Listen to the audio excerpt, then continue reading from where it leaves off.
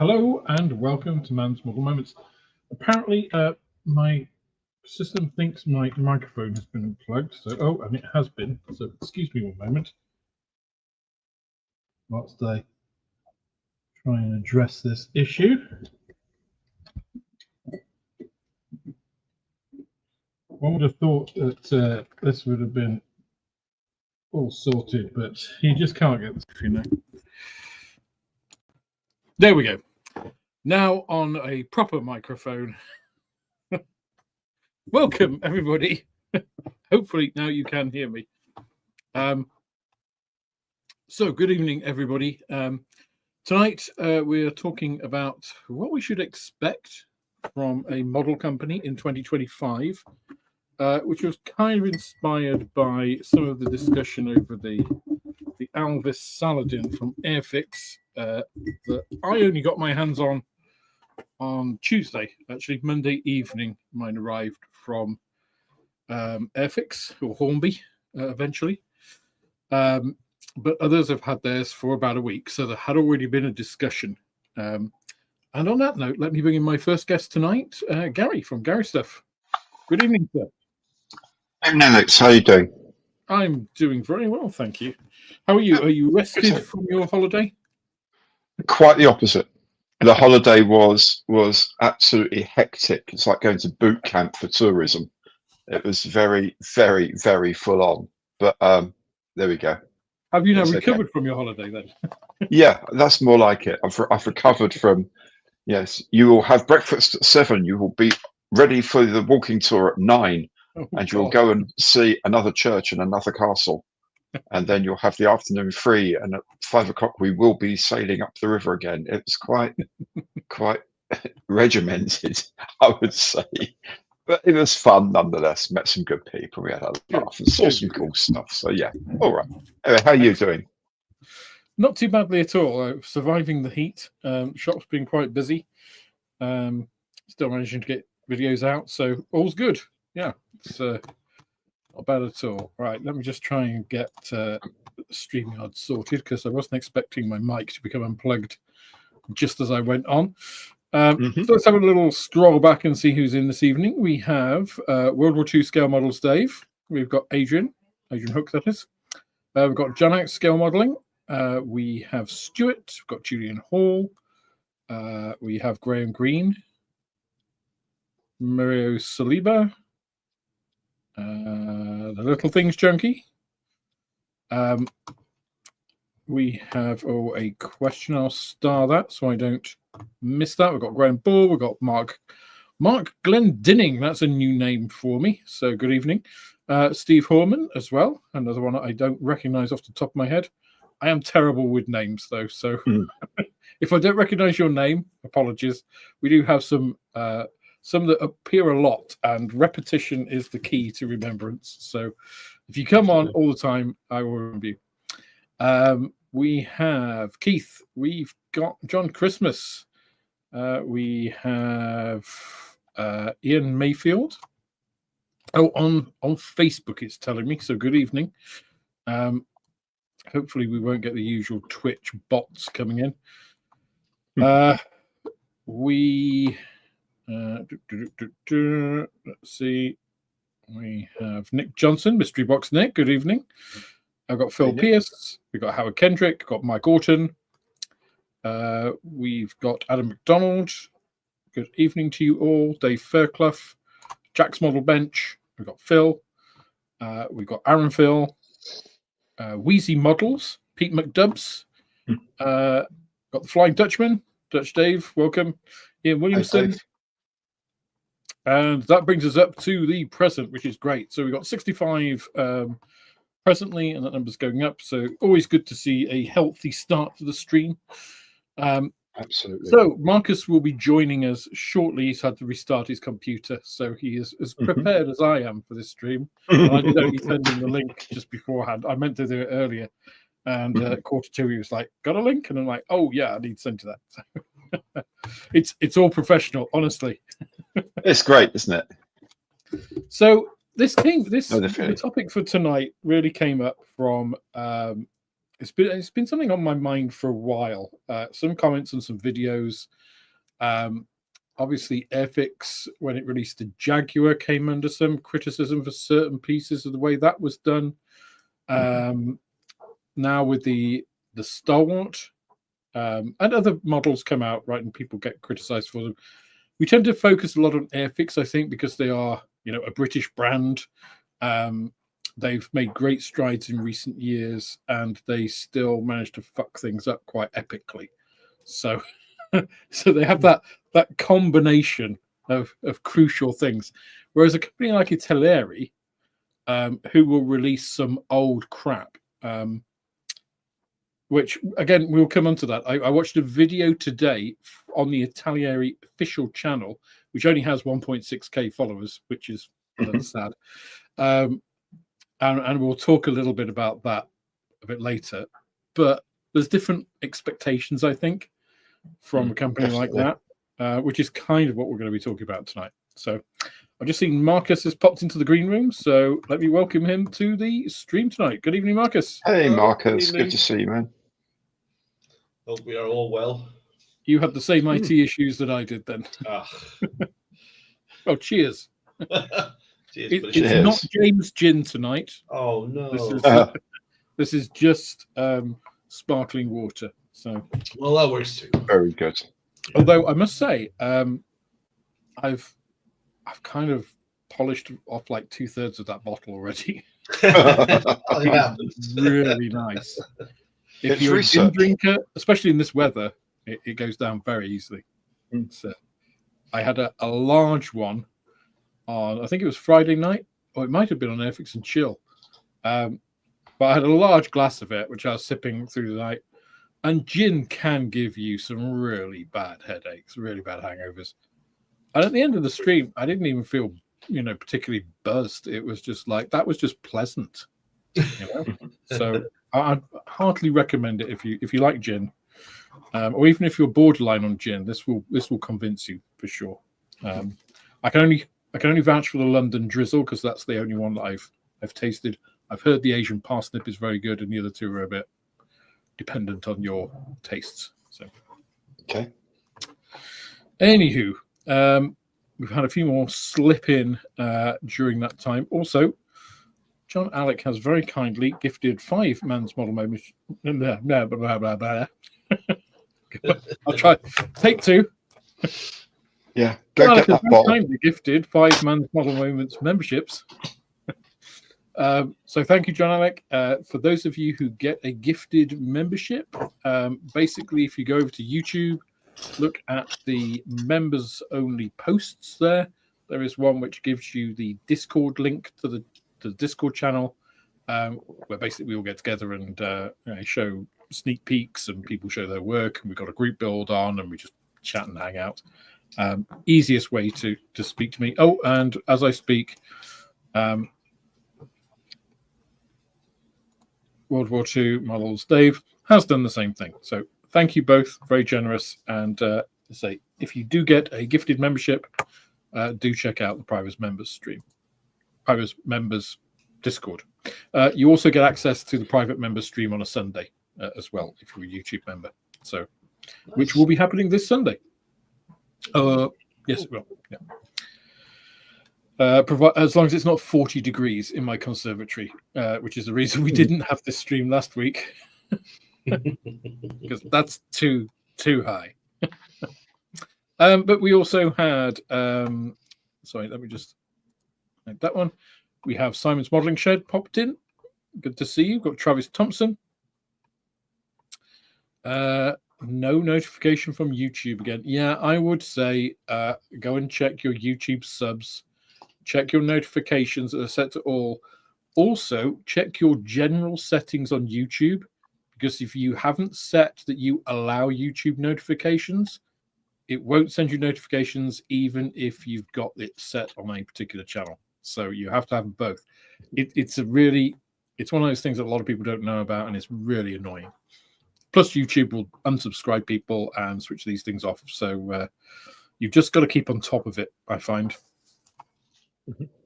Let's see. We've also got Monsieur Lepstra. I will learn how to say your name properly at some point. We've got Lox9. We've got Idwar Williams has joined us. Good to see you. Brian has joined us. Pablo is barking outside, as you may be able to hear. And Hurricane Hobbies. Question: how do you gift membership? To be honest, I'm not exactly sure. You've never done it before, have you? If John or Dave, you want to put a more competent response to that. It's already in there, actually. Yeah, I'm not exactly sure how you do it. As a channel owner, I don't know whether you can, but anyway. We've also got Simon Miller has joined us, as well as Jim Altacott. So, good evening all. Good evening, Gary. Good evening, Marcus. As I say, this is really inspired by some of the discussions around releases over the past 6 months, let's say, releases in 2025. Some have been very well received. Some have been well received with reservations, and some have been a bit panned. So, using the Airfix Elvis Stalwart, that's a bit of a tongue twister by itself. As kind of an example, Elvis Stalwart was very long awaited. We haven't had an accessible 1/35th scale kit of it for some time now. I think the accurate miniatures one was the last one, and that was apparently a bit of a pig. It's come out. A lot of people reported sink marks in the plastic. Have you got an Elvis Stalwart, Gary? Not yet. Not yet. Not yet. Have you got a Stalwart, Marcus? No. Okay. I do. I actually started building mine today. It does have sink marks. They're not the worst. I've seen people's examples which were a lot worse. But if you're going to have the cab open at the back, you really need to deal with them because they will be visible. If you're going to put the top on, the canvas top, not so much. The sink marks I had at the rear in the little indicator section, I don't think you're really going to notice. I did have a little bit of a short shot on that section. Just one of the guards for the indicators was not quite fully formed. Stalwarts were not particularly well treated. So it's easy to model away. And it does have visible sink marks, not sink marks, ejection pin marks in the cabin that you do really need to deal with because it is quite a visible cabin, even though it's completely enclosed. It's got quite big windows, which you do really need to deal with. They are not problematic to deal with, but you kind of need to do it if you want to present, a kind of, medium model. I mean, if you just want to slam the thing together and throw some paint on it, it goes together, and that's absolutely fine. That's your choice. But I'm thinking about the normal distribution of modelers, that solid section, those that will address the issues and build the kit, those that will put a few more details in, and those that super detail it. All of those people will have to deal with those things. So the question then becomes, at its price point, it's £40. It's not what you call a cheap 1/35th scale kit. It is kind of up there with other current releases. What should we expect? Should we expect to see a little bit of flash, some sink marks, the odd seam misalignment, or should we expect all of that to be perfect? There is no photo etch in this kit. Airfix have dealt with the mesh parts in a different way. So it's 100% plastic, which is quite clever. But should they put some a tiny photo etch fret in there just to cover the grills? They've got molded on windscreen wipers on the windows. There aren't any blank ones for you to add aftermarket ones, or indeed, again, if we had a little photo etch fret to include those in.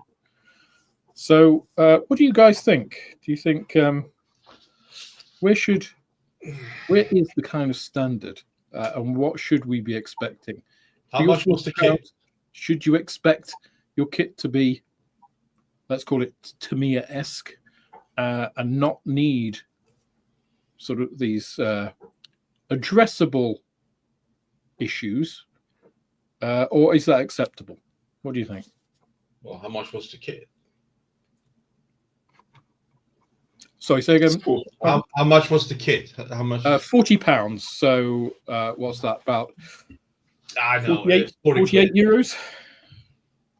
Now I haven't seen the kit itself as it is in the box, right? So, but no extras in it. Yeah. All right. Right. Sorry.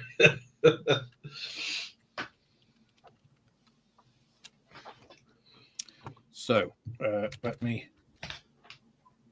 just get this sorted. In a blatant shilling for my own company, I'm going to show you. No, that's not the one.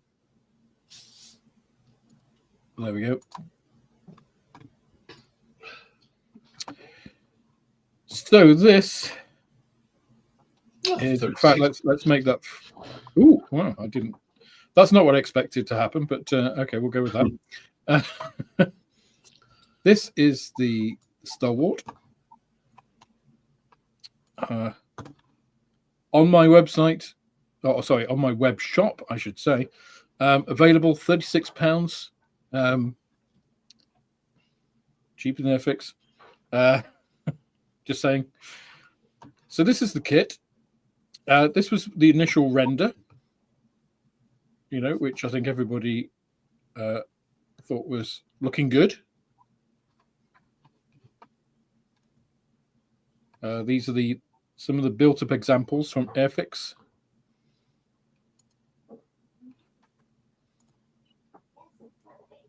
So the Stalwart is a sizable all-terrain personnel carrier and cargo carrier.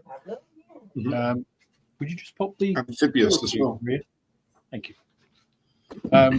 You get quite a few different options in terms of opening the cab, opening the rear back, with or without the canvas, back down. It's an interesting kit. Here is what you might be able to see are some of the issues in terms of you do get sink marks across these. But that's an easy fix, it is an easy fix. Yep.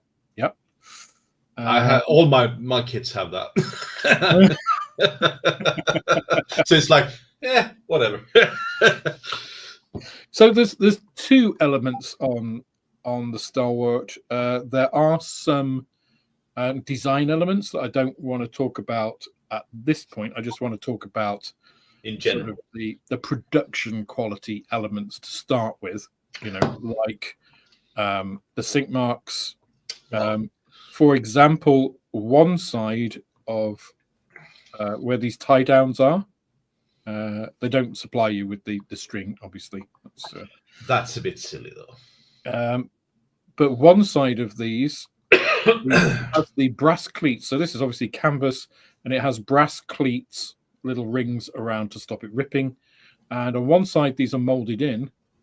On the other side, they've forgotten to put those in. Well, that's a big faux pas. Which is a little bit of a, oopsie. Although that's more on the design element, it does kind of focus into the QC a little bit. But so yeah, and some people are reporting, they are getting some parts which are short shot. So, well, but that is the kit. That's the kind of general overview of it. And yeah, the sink marks that have been mainly reported are on these side pieces. And here, in this part, you'll see the sink marks. You can't see them on this, but just where these lights are, just above them, there's a couple of sink marks, which are actually very difficult to address. because of their positioning. Okay. It's That sucks. inset. You can put in like a liquid, like a thin sprue goo, or you could thin down Tamiya filler or something with Tamiya cement, flow that in. You probably have to do that 3 or 4 or 5 times because that will shrink a lot. But, just to pool it in there so that gradually you'll fill those so you don't have to sand it, because getting in there, sanding will be difficult. As you said, Marcus, all within a standard, an average modeler's abilities to do. But is that something that we should expect from a brand new, freshly tooled kit in 2025 Well, you're paying €50 for?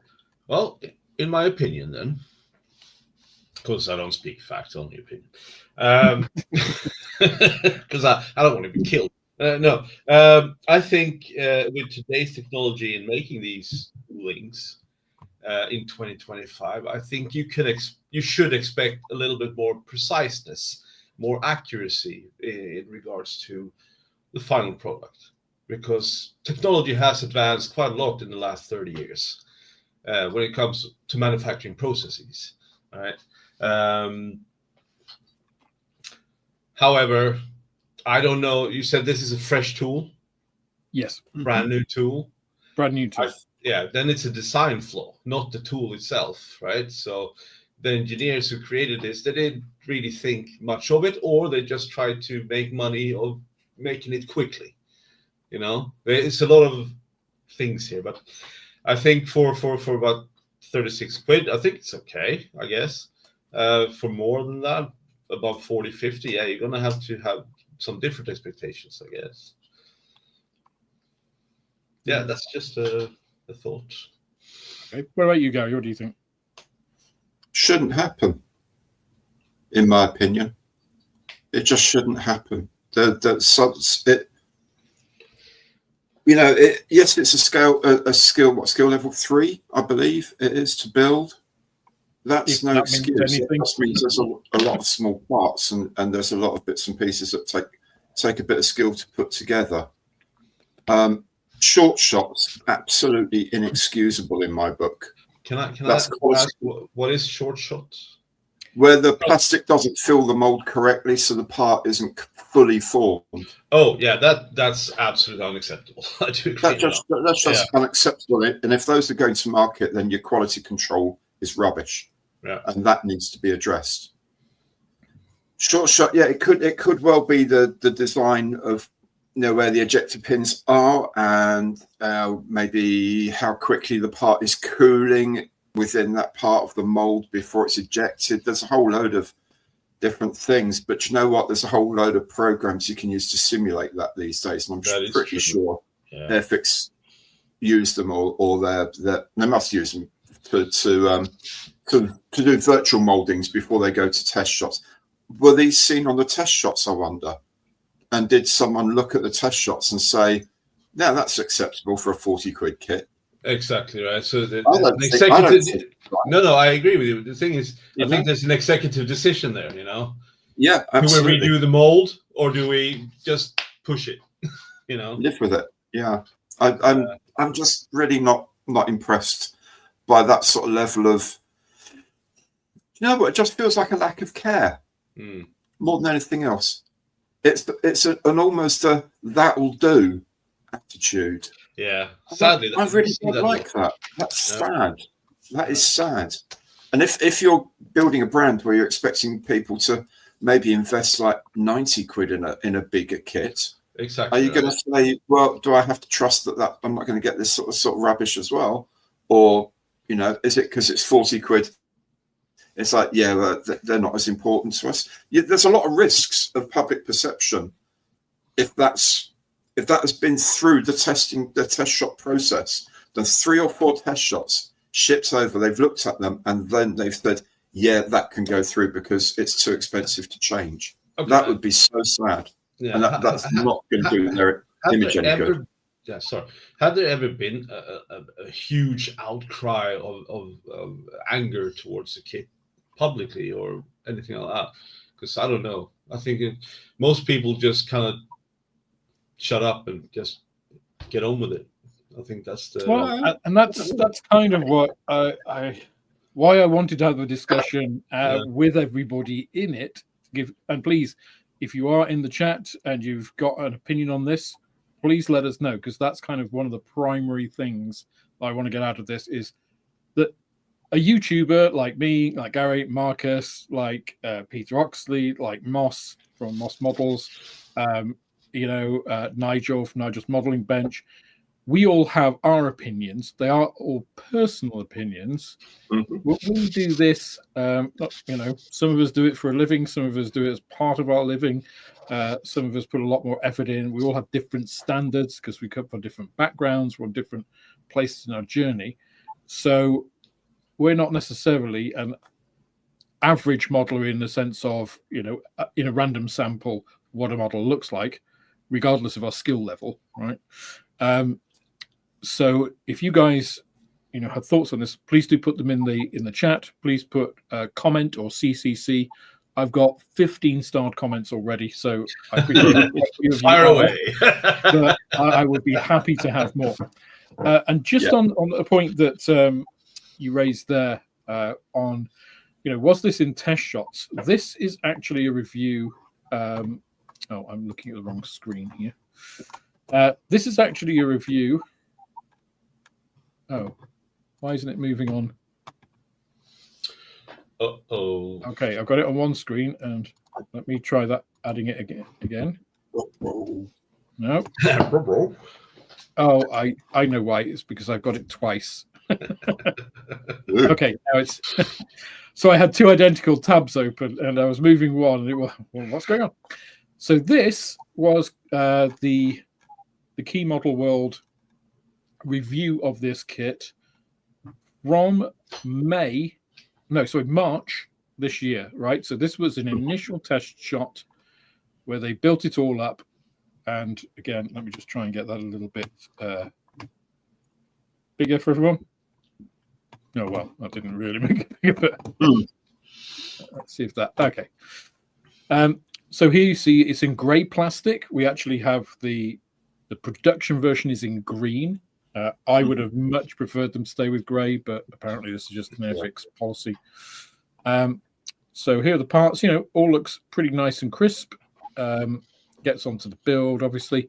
But here are two of the large injector pin marks in the cab that you need to fill. And obviously, those are very present.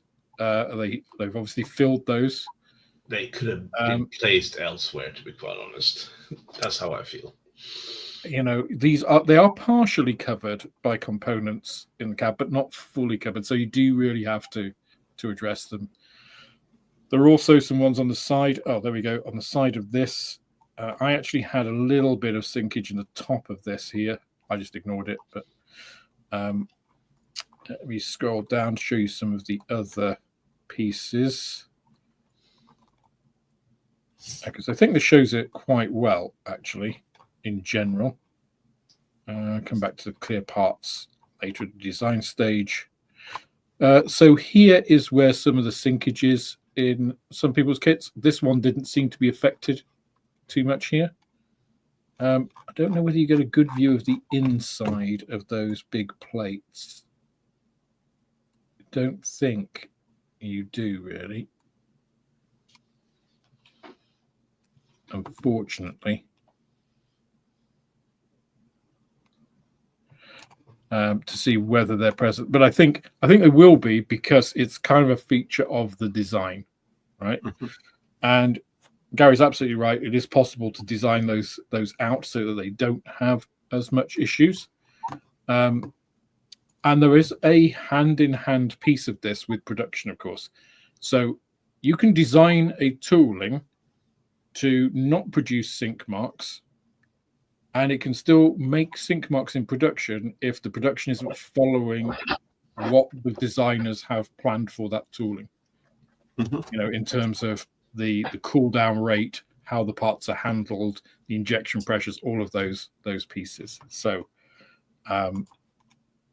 yeah, there are two elements to this, and I think you can't just go to and say, oh, well, they've been badly designed, because it may be they've been designed to a certain tolerance, and that tolerance isn't being followed. I don't know. I can't remember whether he mentions in this about that. I think he would have probably put it in. That's quite prominent, actually.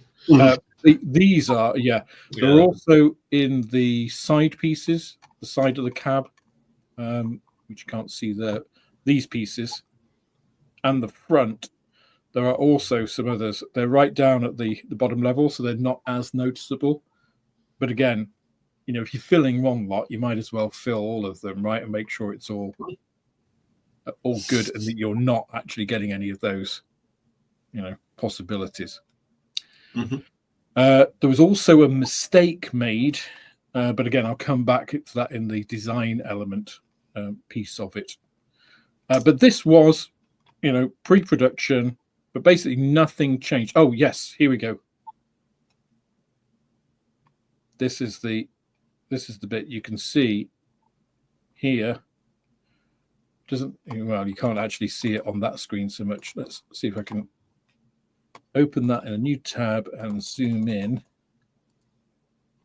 so you can kind of see that. Let me just remove this, and I will get rid of that one and share this one with you. So you can kind of see the issues are here. Where it looks light here is generally where there are sink marks. Oh, sorry. I think it's where it's dark, actually, because here you are actually, I think, seeing through the plastic a little bit. Whereas, obviously, it's the thick parts that are prone to sinking because it's not fully cooled when it's ejected from the mold. And this seems to be pretty much absent of that effect. The production kits definitely have that. And again, it's a light scrape of filler over the entire thing, and then a sand down will fix it. But again, the question is not, is it possible for the average modeler to do that? It's, should the average modeler paying £40 for a kit, like a newly produced kit like this, should they be in the position of doing that? And is that going to adversely affect then, as you said, Gary, their view of the company then going forward? Are they then going to risk £100 on a really big kit of theirs, or are they maybe going to think twice? So I don't know what the rest of the vehicles have worked out. I was looking at the Ferret earlier, and that looks really nice. I couldn't see anything wrong with that at all. There's a few parts where you can see, how sometimes on a panel you can see where the ejector pin mark is on the other side, but it actually, once you prime it and spray it, there's no visible sign of it. It's almost like a stress thing or something like that in the plastic. So the surface is perfectly flat, but sometimes you can see where the pin marks are. I don't mind that, because when you build it, you prime it, you spray it, you will not see it. That's fine. That's not an issue. I don't know what the other trucks are like. I can't remember anything like this on the Katie ambulance, but no, you just get a feeling that, is this, are people going to say, well, I wouldn't buy an Airfix vehicle because they have these problems, and other companies don't at a similar price point?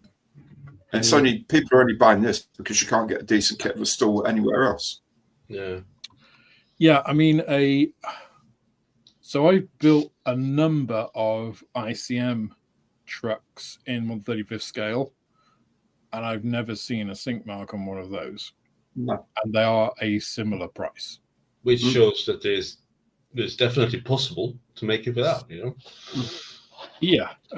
Well, I think, probably people will turn to Tamiya as well. How many Tamiya trucks produced in the last 5 years to 10 years have sink marks? So I just want to move quickly on to comments.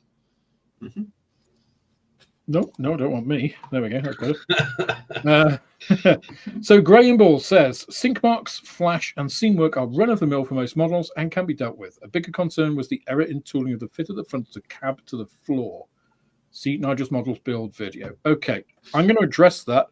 I believe Nigel is wrong, because I built mine there is no issue with the fit of the front of the cab. The problem is, and this again, this then comes down to, well, is that a problem in the design of the kit? The very first thing that you do, and it was shown on that key model world build, is there is a single monocoque for the underside of the vehicle, which you then put two side pieces on. The front of those two form part of the cab. Mm-hmm. If those aren't put on 100% at the right angle, the front of the cab will not align properly with both sides, and then it looks like you've got a gap at the front. I actually videoed this in some detail today to show all of this, because when you put it on, in fact, I've got some pictures I can show, I think. When you actually do it from one side, you address one side on first, and then you put the front on and align that. If you put it on from the middle of the cab and then push it on and align it with the side, it fits perfectly. And then if you look at the other side, if you haven't put it on perfectly, which I didn't, or if there's some flex in that. Now, fortunately, I did all this in one session, so the glue wasn't, there's still a little bit of flex there. And then you put that side on and then align it, it fits perfectly. Mm-hmm. So I think there isn't a bit that you need to remove off the front or anything, like Nigel said, I don't believe. Because I built it and there was no seam that front. But it is, if those two side pieces that you're then putting the cab sides on, if they're slightly at this angle, that creates that issue at the front. Now, that's some pretty fine tolerance. And if you were building that and you were thinking, I'm going to build this a slow burn build, I'm going to take my time. If you glued those first two pieces on and left that overnight and then came to it the next day, I think you're going to have many more problems, because you're not going to have any, that's going to be a bitch then. Because the problem with the Saracen is it's all angled. There's no flat pieces to clamp on. So I don't know how you would clamp it. I think you would have to use tape. And I don't know. I think you could end up causing problems for yourself, especially if you're using extra thin, with it running along the edges of the tape and marring the finish. So it's an odd one. Obviously there is an issue. What the issue is, I think, is the precision of that build is not made apparent in the instructions. And Airfix instructions are very good, but there are a couple of elements in these instructions that I found. And I looked at it and thought, I do not know how to put these two pieces together from that diagram. And then I went on to the next pieces where it shows it aligned from a different angle. It's like, okay, now it makes sense. But Airfix instructions in the past haven't really been that ambiguous. So what you said earlier, Gary, about the rushing element, it does feel a little bit like that. Although the whole point of this video was not to focus on the Stalwart. It was using it as an example. There are other pieces other kits that we can bring in about what we should expect. Is this acceptable? Is it just something we're just like, yeah, that's fine. We just get on with it. Like Graham said, it's run of the mill. We just deal with it and move on. Or is it, no, I paid £40 for this. I expect it to be, if it's been designed in the last year, I really expect it to not have these basic issues, and I should be dealing with other stuff. Yeah, that's. Go ahead. Yeah, sorry. But yeah, I don't think it's an error in tooling. I think that is a bit of a red herring. Nick says, I consider myself at 68 a modeler, not a builder. If I have to deal with flash and some fit issues, so what? I like the challenge. Okay, fair enough, Nick. Thank you. Yep. Little Things Junkie says, regardless of details and accuracy, I expect any kit to be flawlessly molded. Yeah, so there we have two complete opposite ends of the spectrum. Yeah. I think it's an interesting topic, and I'd like to see other people's opinion of it. Yeah, of course. Comment, to kick this off, the minimum I expect the companies equal the quality that Tamiya was achieving 5 years ago, i.e. no flash, sync, warpage, and other parts fit. Now that is quite a telling comment, isn't it? Because I think Tamiya are often used as the gold standard. I think you can go back further than 5 years. I think perhaps if you look at a lot of the rising Eastern European companies and Chinese companies, you see a variation of that. Some of them are achieving very high quality. Some of them do have some of these issues. Where is that line that you say that's good and that's not? Yeah. Sorry. That was this one. Question, don't most kits come with sync marks? No. That's a good question. I would say no. No. I think most... here is one of my 80 years of looking at modeling videos, isn't it? It's just like, when did sync marks start to disappear? Because if we were talking about the 1970s, yeah, every single kit had a sync. I was about to say, because my stash it's mainly auction ones, so they're all fucking ancient. I haven't built a newer kit in maybe 2018. I think after that I'm a blank, so I need to buy myself a few new ones to compare with what I've used to build. So. Oh, Marcus, send me your address after the stream. I'll send you a recent ICM kit. All right, we'll do. Because ICM, I think, and I know, if you call me an ICM fanboy, that's fine. But I criticize ICM for many things, and one of them is they've had a real evolution over the last 25 years. So they were producing kits at the end of the 1990s. It was a different company then, to be fair, but they were. And some of the tooling from the 90s and 2000s that they still sell today, the Ghost of Kiev, the MiG-29 is one of them. It's an okay 1990s kit. It is not a 2020s standard kit. And you can tell that by the parts that are included with it for the modern stuff, like the harms, the extended range glide bombs, which are superb, and they show how old the other stuff looks. Now that kit is okay. It builds up fine. You have to make some effort to make it, though. It's the left-hand vertical stabilizer does not fit where it's supposed to fit out of the kit. You have to trim about 10 millimeters off the tab and extend the hole for it to sit where it should do. You have to do pretty extensive filling and sanding on the intakes, which form part of the fuselage of the body underneath.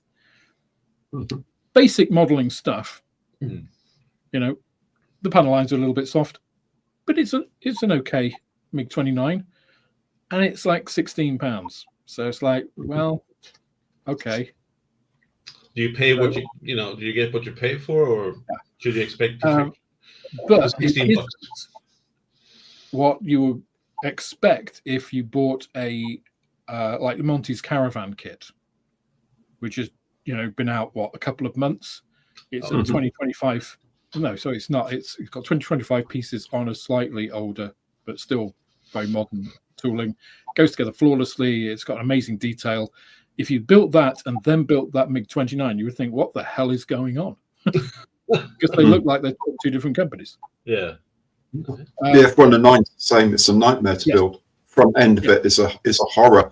And when I built the Mistel, I built the BF109 and think, oh, geez, I've got the Junkers underneath it to go now. And that was the Junkers, being a fairly modern kit, was just beautiful. That's a lovely kit. And That's awesome. I kept saying, please retool the BF109 in 48. Please do it. But what I love is every time I used to sort of mention anything to them, the first thing Valeria or one of her team would say is, yes, thank you for your input, Gary. First of all, you must remember that ICM kits are not made for beginners. I thought, oh, thing. Hold on. Ooh.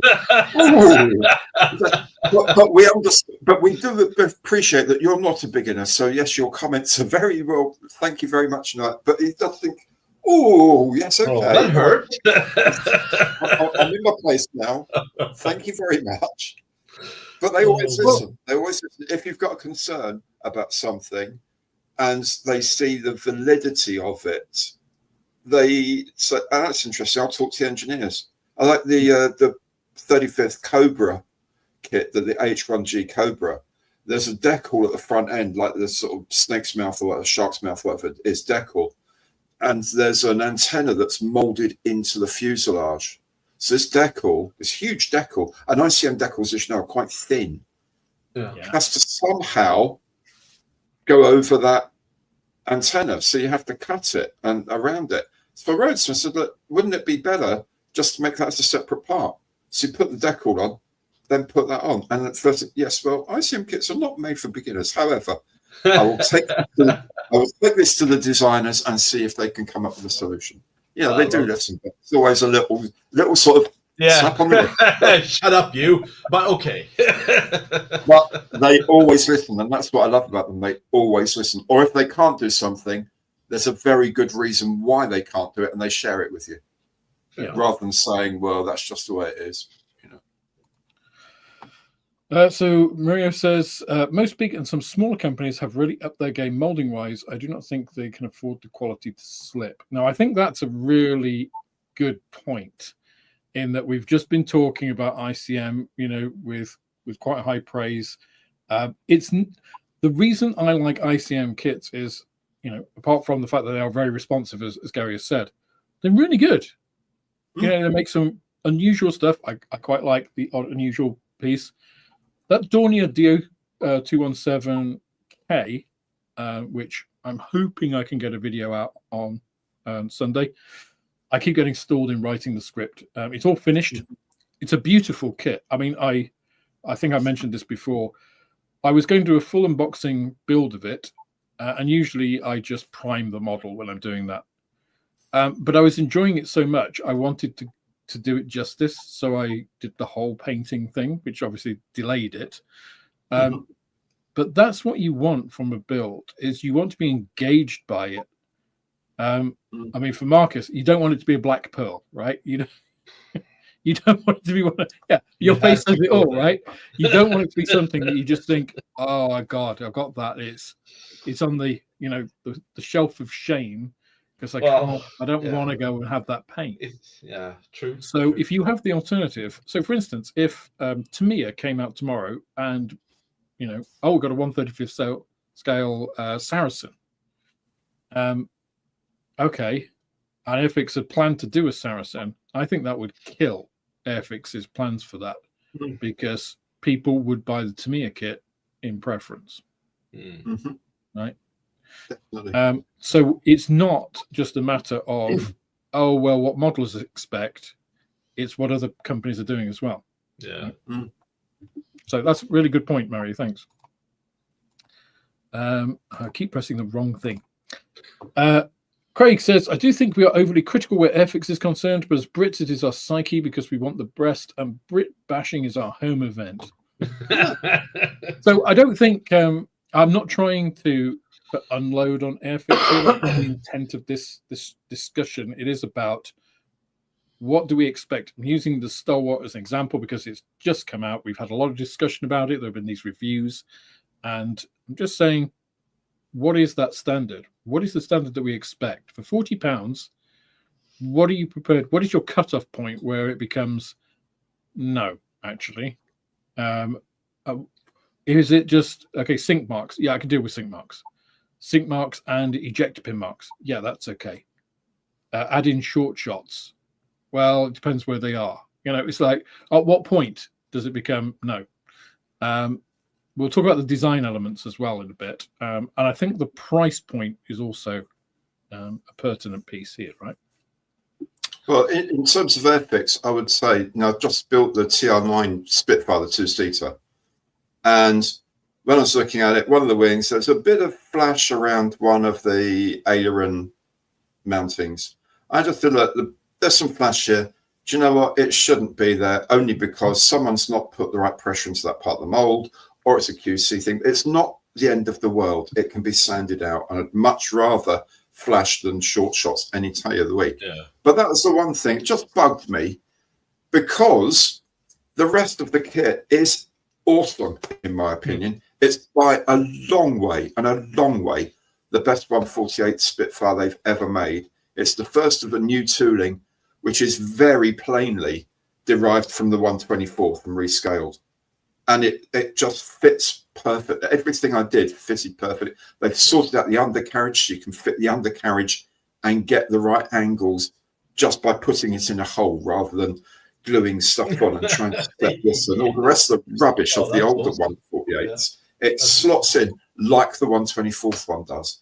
The surface details are lovely.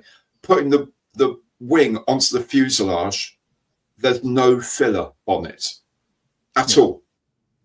When was the last time you had a 148 Spitfire from Airfix that you didn't have to fill the wing roots to some extent? None at all. It's the beautiful. 1/24th scale one. Yeah. So you know, you look at that, and then you have this little fly in the ointment, and you just think, in a way, it's a little bit. It was perfect except for, and maybe that's something, you know, that's fine. It wasn't an issue. 2 seconds of sanding, job done, didn't affect the kit. But it's kind of, again, it's an indication of, yeah, we're not 100% on top of this production methodology here. We're not absolutely on top of quality control. Some little things they're still getting through.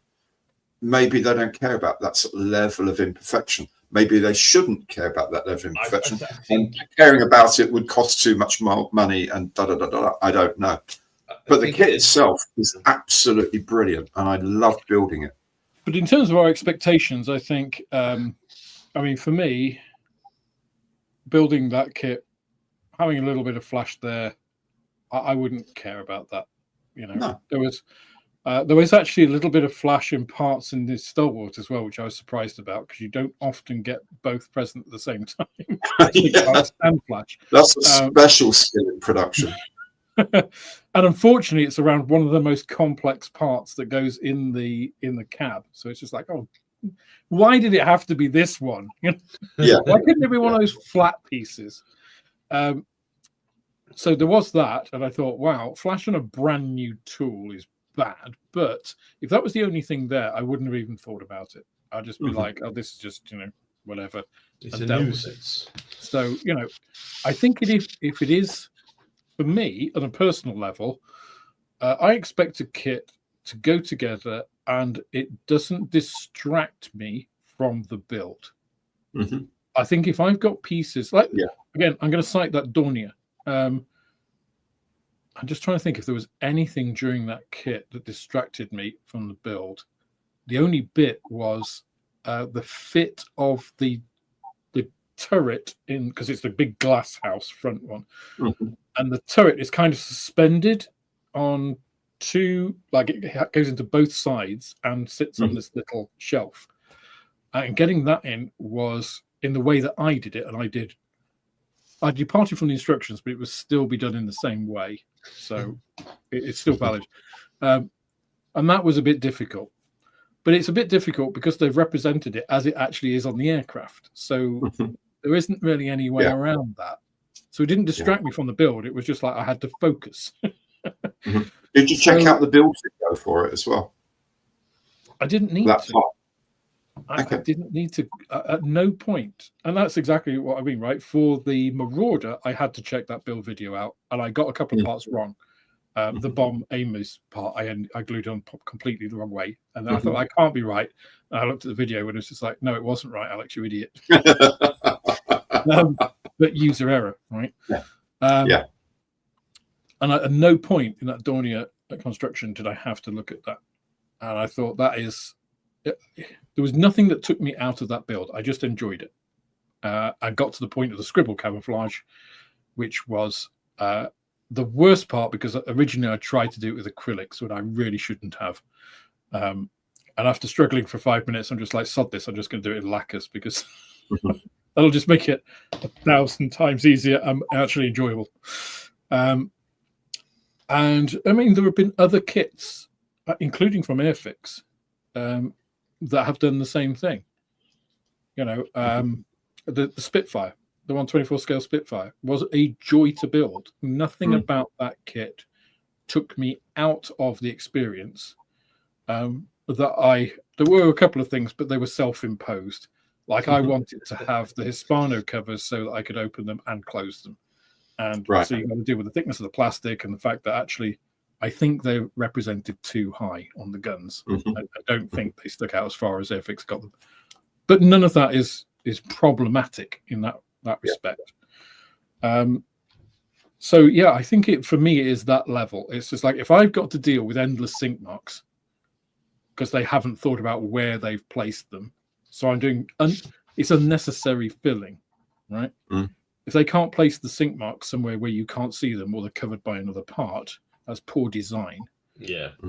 If they got sink marks in a place where they're going to be visible, again, does it add labor on to me that I don't necessarily want to do? It's not that I can't do it, I just don't want to do it. Yeah, no, that's true. That is true. If I'm looking through like my stash, like Marcus, I've got a load of kits from the 70s, from the 80s, from the 90s, from some pretty odd and pretty horrible manufacturers where you're essentially almost using them as raw materials to build your own kit with. Yeah. But I've chosen to do that, and I paid pennies for them. So that's fine, right? That's a different sort of project. Yeah. Definitely. If I'm paying £40 for a brand new thing, I don't want to have to deal with sink marks, particularly, or ejection pin marks, or bad design in that way. And that's where Airfix are very good with the vintage classics releases they do. They're really old molds.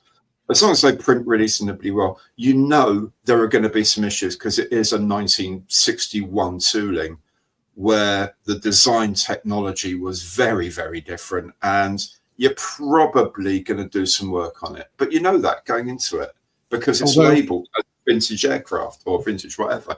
So my cut-off threshold for that type of build is the Belvedere. Yeah. Because, oh my God, that kit should not have been re-released in the form that it was. If they'd redone, I think Moss called it quite well, actually, on Airfix and Chill. If they had, in the same way they did for the Auster Antarctic, which is a £6 kit, and the Bond Bug, if they'd retooled the transparency, you could have made a decent go of it. It still has a lot of issues, but that I think was the bare minimum needed to release the Belvedere and make it a buildable kit.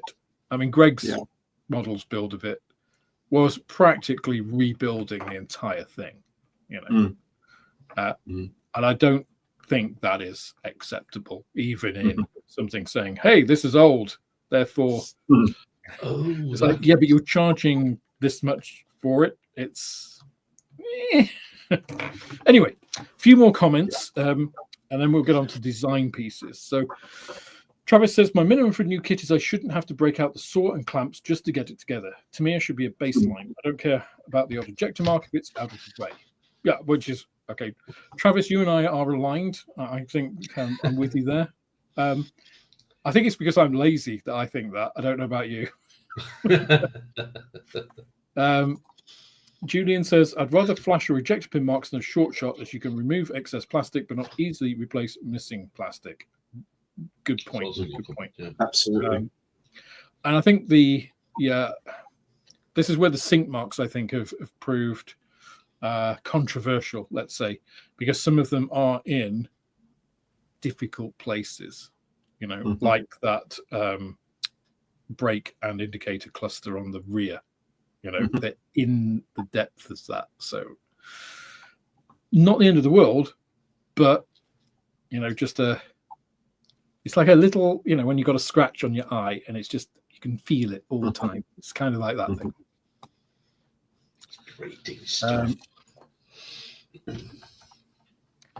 Cyrus Modeling Shed said that's why there are better model companies out there compared to Airfix. So again, I don't want this to be an Airfix bashing session because I think Airfix isn't a company; it's a brand within the Hornby group. Hornby is the parent company, and And for me, and I guess we'll come to this in the design pieces, I think some of these pieces and some of the design elements come down to cost.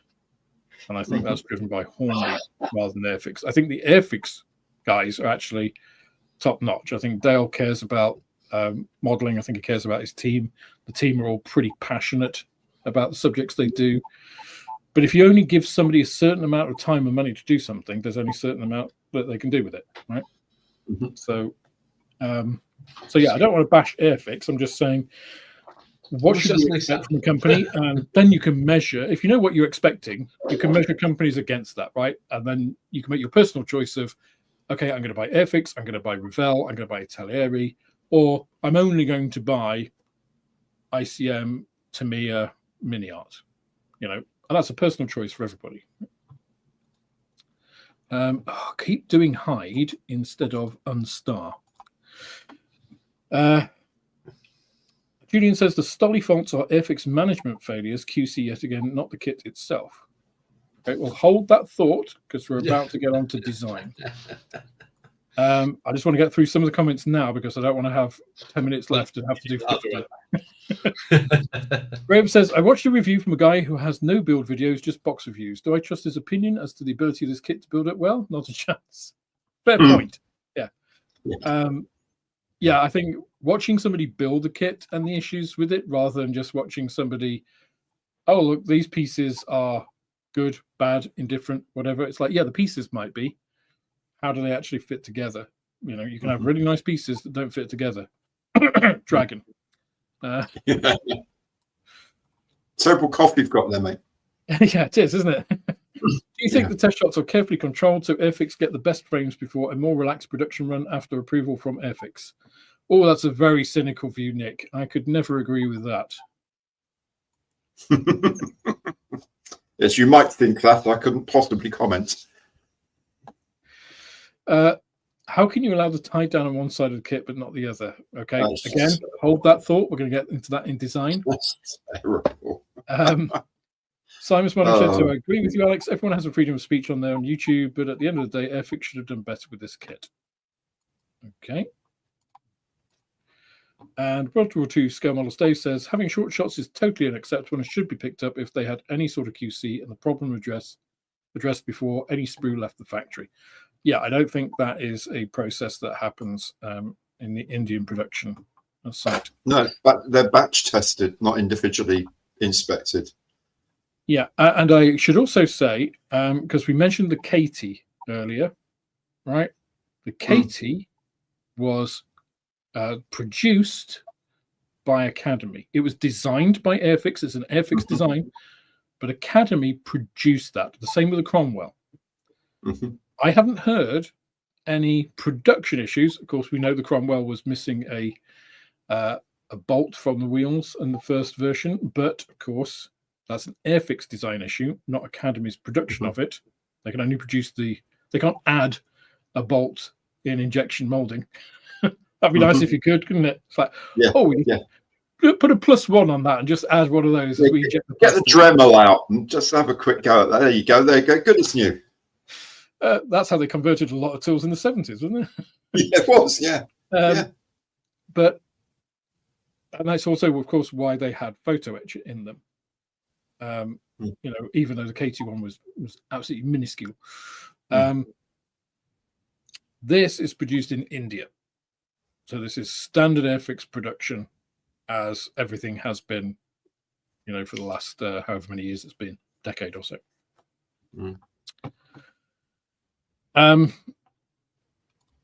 Okay.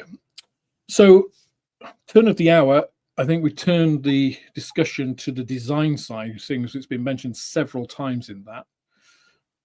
So on the design side, and again, we're just using the Stalwart as an exemplar. It's not just to rag on Airfix, but one of the radios was reversed.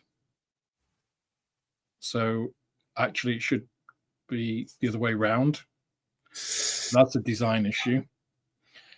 If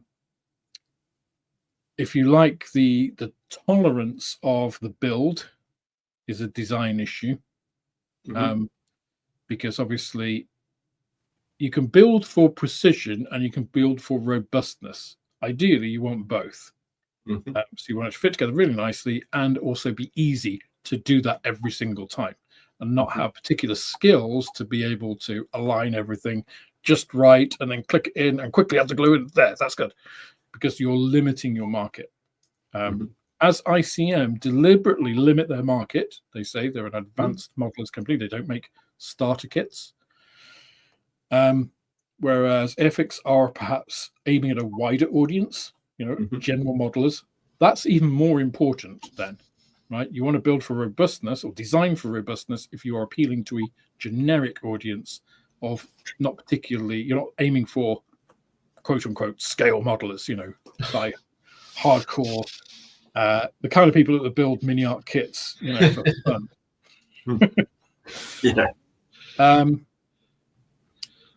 There are other design elements of the kit. So let me just come back to the review, because I think that shows it quite nicely.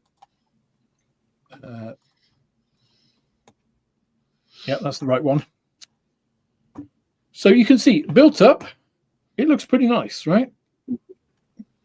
Some of the design elements, this is one of them that a lot of people have commented on. So this in a real Stalwart is a fairly skinny mesh, right? It's actually mostly air, because I've looked at a few Stalwarts and it's mostly not there. Airfix have designed this piece, which is basically in clear plastic, so they can get, because clear plastic is slightly harder than when you start adding dyes to it. So they can get nice, crisp, like not holes, indentations, so that you can paint this and it gives the impression of a mesh without having a mesh, which it's a choice, right? I don't think it's particularly bad. I think it's quite an innovative solution. A lot of companies would have just, so I'm thinking of Teleri here, right? Would have just made this in the same sort of way, but just with like the standard green plastic of the kit. Whereas this allows you, to, with a bit of careful painting, you can get some light through those holes, so it gives more of an impression of a mesh. Okay, if you don't want to use photo etch, it's an okay solution. But a lot of people have cited this as like, oh, that's very crude, etc. That's a design choice. Another design choice was to put the windscreen wipers on these 3 front transparencies and not provide alternatives which are blank. Now, they do this in some of their aircraft kits. So, for instance, the Gannet has one which has a molded on windscreen wiper and one that is blank, so that you can add your own aftermarket piece, which I think was a really nice touch. Right? Buccaneer did the same thing. Yeah. 48th Buccaneer. Exactly. Yeah. Excellent. So yeah, and I think actually it's not a bad review, this Key Model World.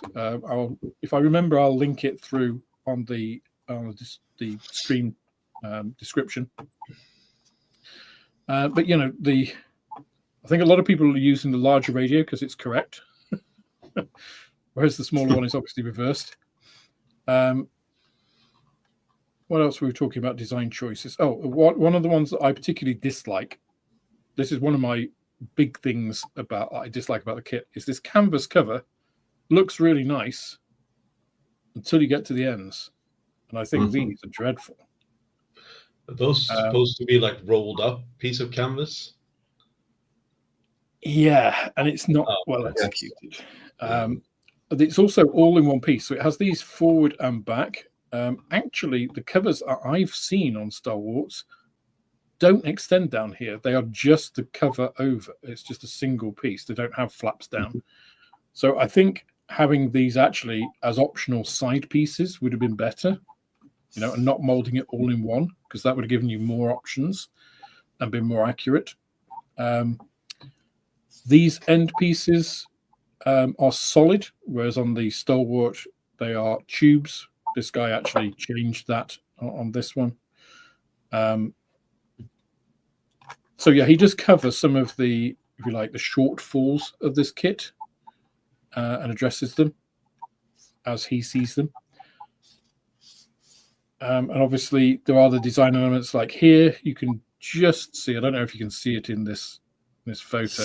Let me just see if I can get that in a new tab.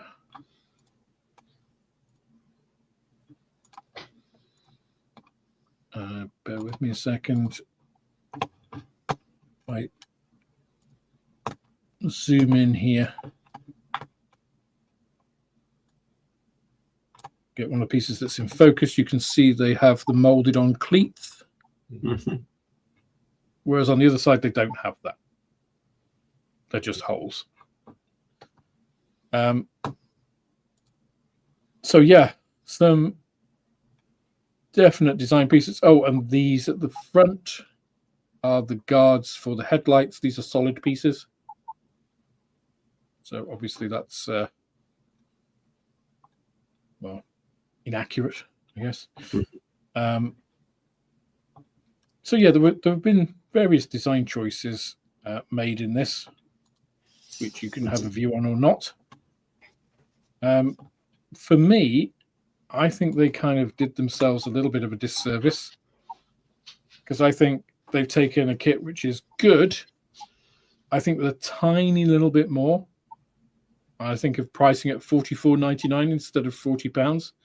If you add a little photo etch fret just to do that cover and the windscreen wipers, the two alternate transparencies, and these are the transparencies, they're pence to, in terms of, okay, tooling cost is more, but you're already making the tooling for that. So in terms of the increased cost, the differential between the two toolings, you're not talking of a huge amount.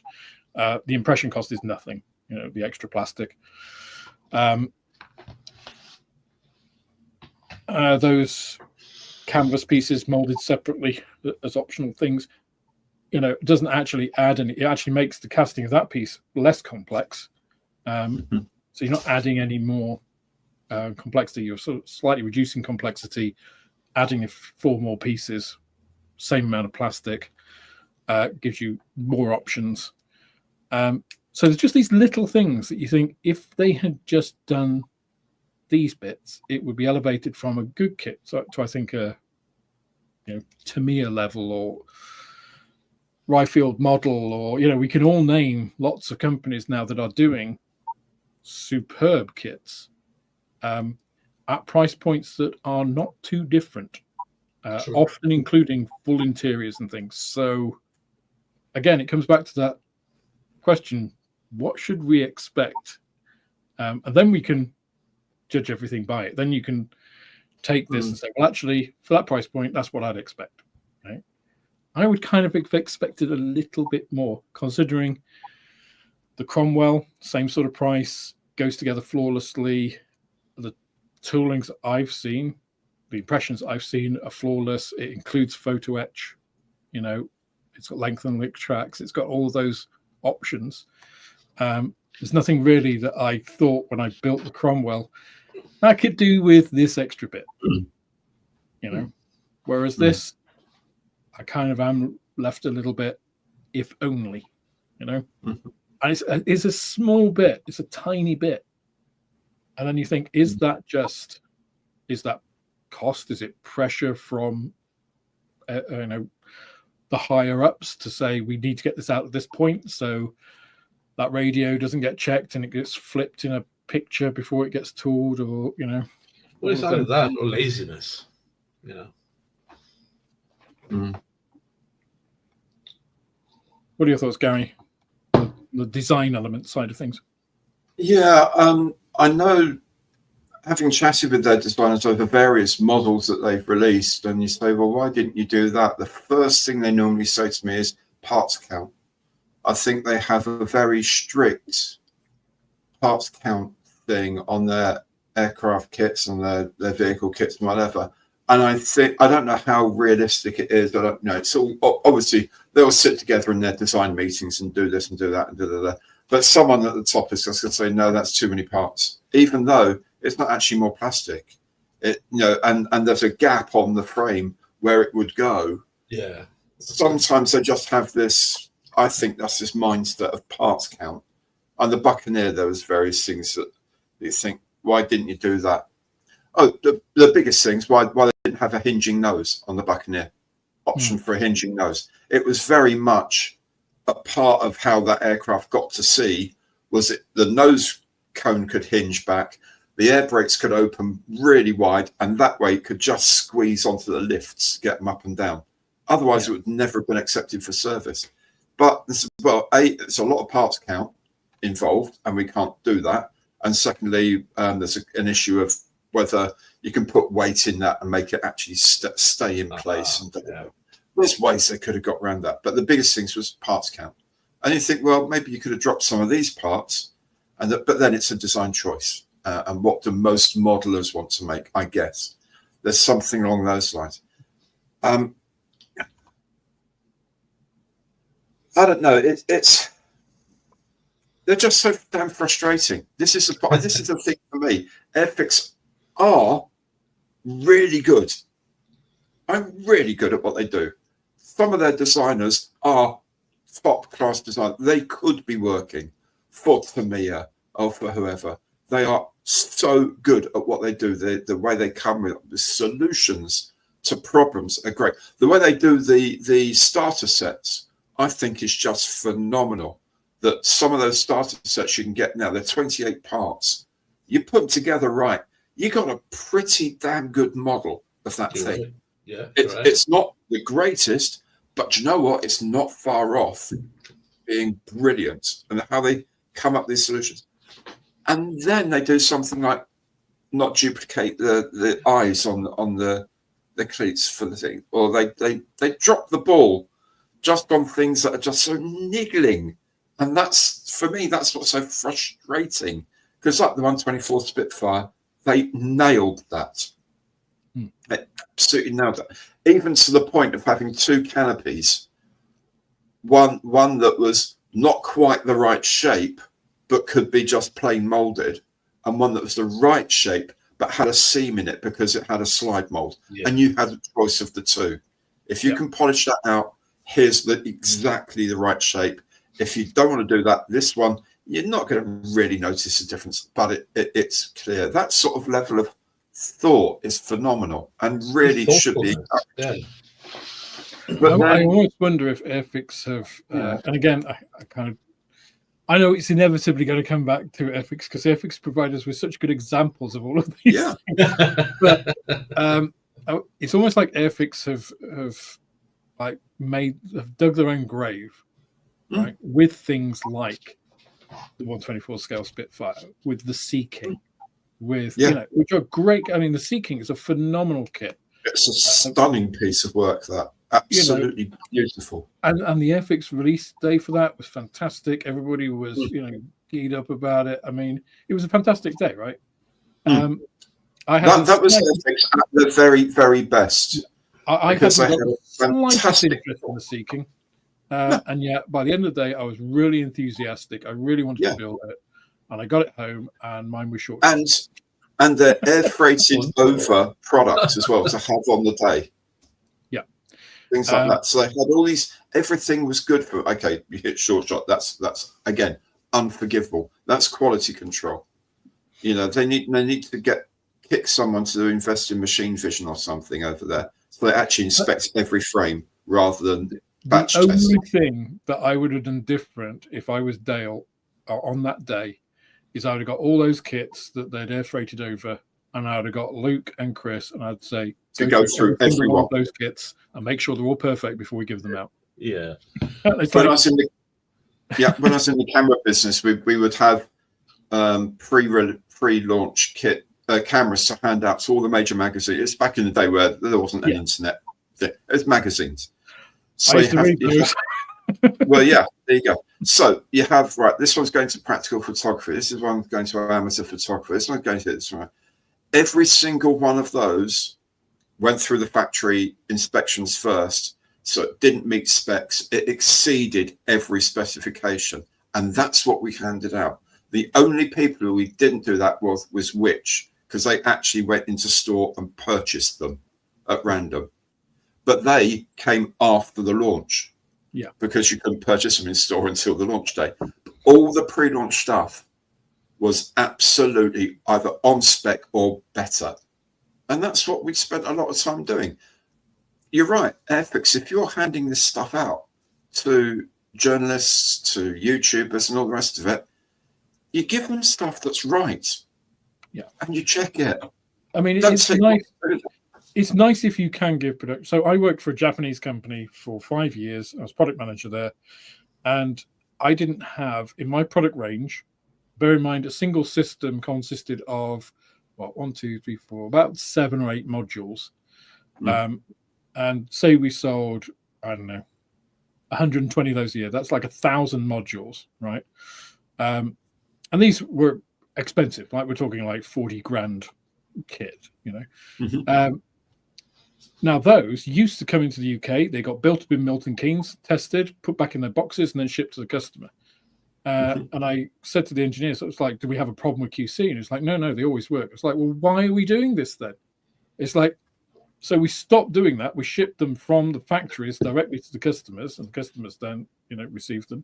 We still didn't have a single out-of-box failure because Japanese QC was absolutely bloody phenomenal. Absolutely. Yeah. Now, if you've got that, you can afford to give out. It's like, yeah, just go and take one off the factory floor because we know we have 100% assurity that unit is going to be the same as any other unit. They're not specially selected.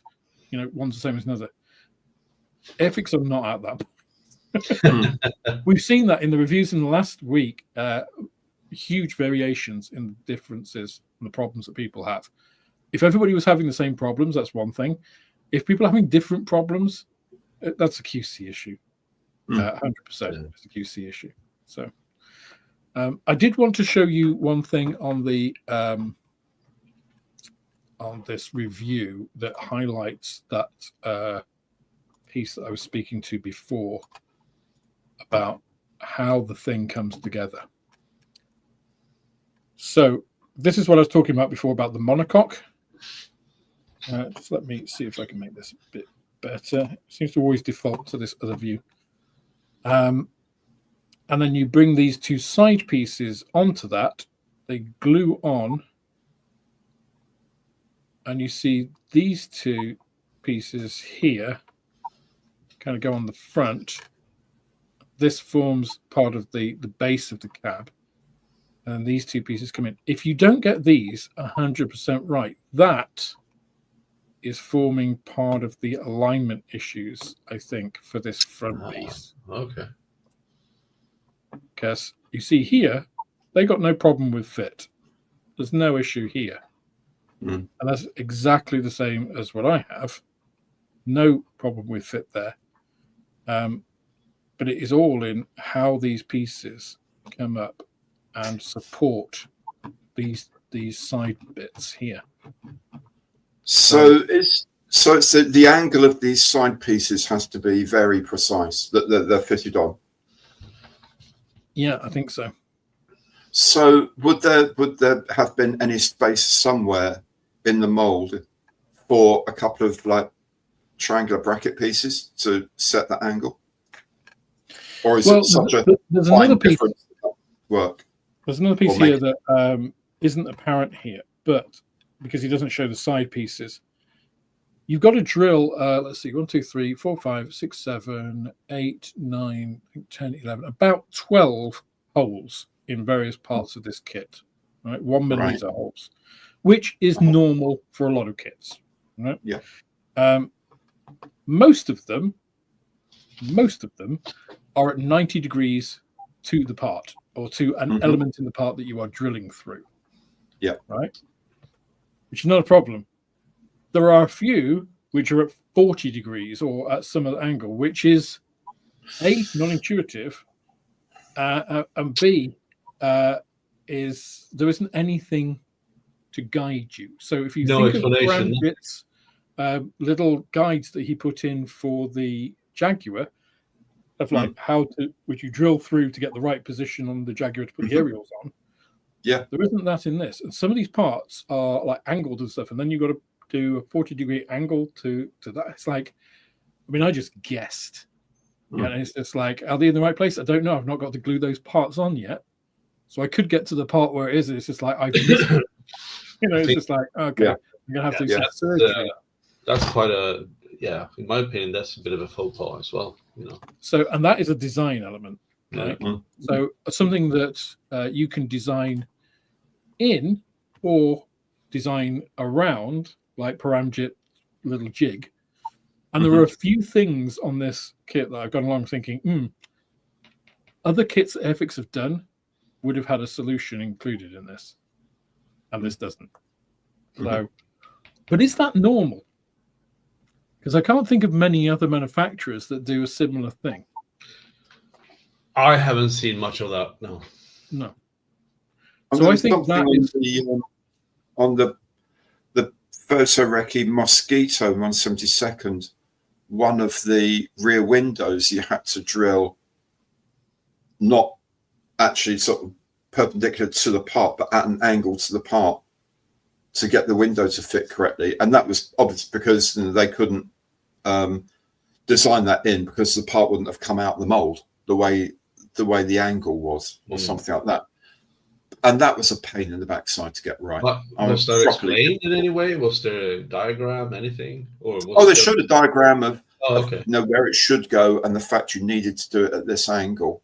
But it wasn't something. Again, it was at some strange. That is. And then it had a little thumb icon to it. Yeah, exactly. Yeah. And there wasn't a little guide that you as you say on the Jag. There's a few times they've got nice little templates like building the inlet boxes because they're really fiddly. There's a little template to use. Stuff like that. It would have been nice to at least have a guide to get a first hole through it or something. I don't know. Yeah. But those guides that Paramjit puts in, as well as like designing pieces which also act as masking pieces, like on the Mosquito, I think that is excellent design. That is going above what I would expect. Yeah. That is the way to delight your customers. The only thing I would say about that, though, there's a part, I think there's something like a cooling inlet or something like that, where there's a little jig. I think it might be an optionally large one, and there's a little jig where you can cut the thing off and And if you actually look at the parts count, you could just supply both parts as options. So you don't have to cut one. You just either use one or the other, because although you've got one and you can cut it down, you've had to mold the jig for it. So it's still two pieces of plastic. Yeah. So you can have like option A or B, or option A, which with this jig you can convert into option B. That was the Jaguar. That was the Jaguar nose, wasn't it? You had two pieces for the two halves of the little which I thought was odd. And then you had two jigs to cut the existing part off. I'm thinking you got four parts there. Why didn't you just mold two larger parts, which are the new mold? And then you got no cutting. No, I thought that was an odd design choice. And maybe they were limited. I mean, the thing is, there was space as well. Anyway, I don't know. So sometimes they come up with weird things. Yeah, and in terms of going back to the main premise of what do we expect, that wasn't unexpected in the Jaguar. I thought the Jaguar overall was an excellent kit, but there were a few oddities with it, and maybe that is maybe that's the bottom line. Is I expect a kit to kind of, if it's going to surprise me, I want it to surprise me in a nice way. Like, have those jigs for drilling. It's like, oh, I didn't expect that. That's lovely.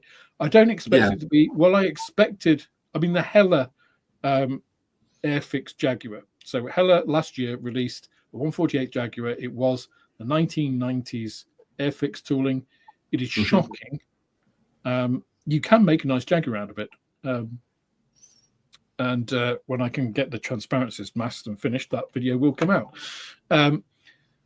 But it takes a hell of a lot of work. And then you look at the decals. The decals are effectively unusable. They're just not. I mean, they showed lovely blue, dark blue and yellow checkers on the fuel tanks in the box art. And then you look at it and it's this sort of greenish grey blue on the decals. And you think, that's just wrong. Yeah. And the seam, and it's a printing problem, obviously, with the decals, because it's all the blues. It's the roundels are unusable. And you just think, well, okay, I could send it back to Hella. I'm just going to show it on the channel, and that's it, which I did in the comparison between the two kits. I don't want more ones because I'm using the Airfix ones from the new kit on it, which are excellent. So, yeah, I expect decals that work. So are they four color print, those ones, or screen printed like cartograph? I have no idea. Because I would say the only weakness I find in ICM kits is the decal quality. Sometimes the print quality is not great, and the richness of the color isn't as good as you can get with screen print. But then screen print like cartograph is hideously expensive to do.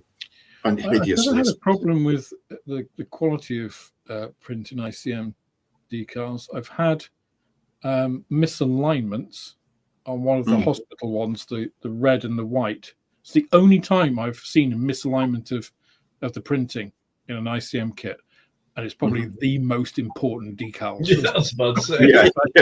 Well, so that's one thing. I was disappointed. And it's one thing. The rest of the kit is fantastic. Yeah, but because those decals are misprinted, it's like, now I've actually got to get those replaced, or I've got to mask it and do it myself. And it's like, and then that becomes a barrier to building. So I think for me, anything that creates that barrier to building is not what I expect. I expect a model company, a manufacturer today, to provide me with something that I'm going to be able to build in the way I want it. So if I want to just build it from the box, I don't really care. I don't want to do any, modeling techniques. I just can slam it together and get something which looks decent. If I'm paying 40 quid, I don't think that's unacceptable. No. An unacceptable ask or unrealistic ask. I think that's okay. And if I want to go and super detail it, if I want to just prime it and then show it in, a primed condition, only that, I think it should be able to stand up to that, But then most kits could be super detailed, depending on how much you want to spend. But I mean, going back to design choices, and a lot of companies make odd design choices, right? And design choices can be as much as, for instance, the one I think that Airfix is getting unfair criticism really is that exhaust shroud, because it's an answer to a problem. It's slightly out of the box thinking. Any other company that was just producing plastic, not putting photo etch in there, is going to do that in your main color. Yeah, exactly. Normal plastic. So it's like, well, no, actually, that's quite a neat solution. That doesn't annoy me. That's a design choice. I would have liked to have a small photo etch fret that I could use instead of it, but not just the photo etch fret. I think it's good to have the plastic part. So again, if I don't have to do it, as Marcus knows, not dealing with photo etch is a good thing. I did ask Dale about photo etch once, and he said the biggest problem he has is they would have to make it for 14 and over instead of 8 and over if you include very small metallic parts.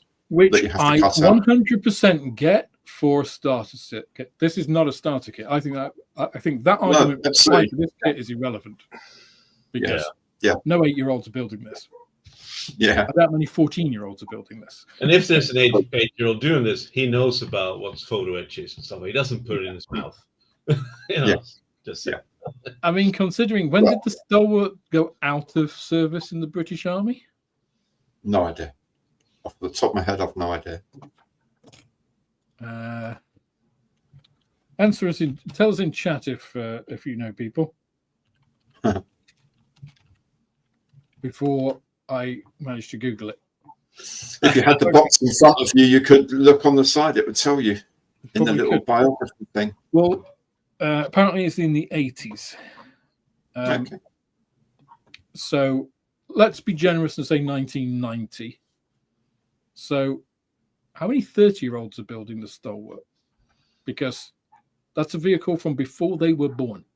Yeah, but do you think that's an age thing? So I imagine there will be quite a few 30-year-olds building it because it's a cool looking thing. It's kind of got a The thing is, Thunderbird.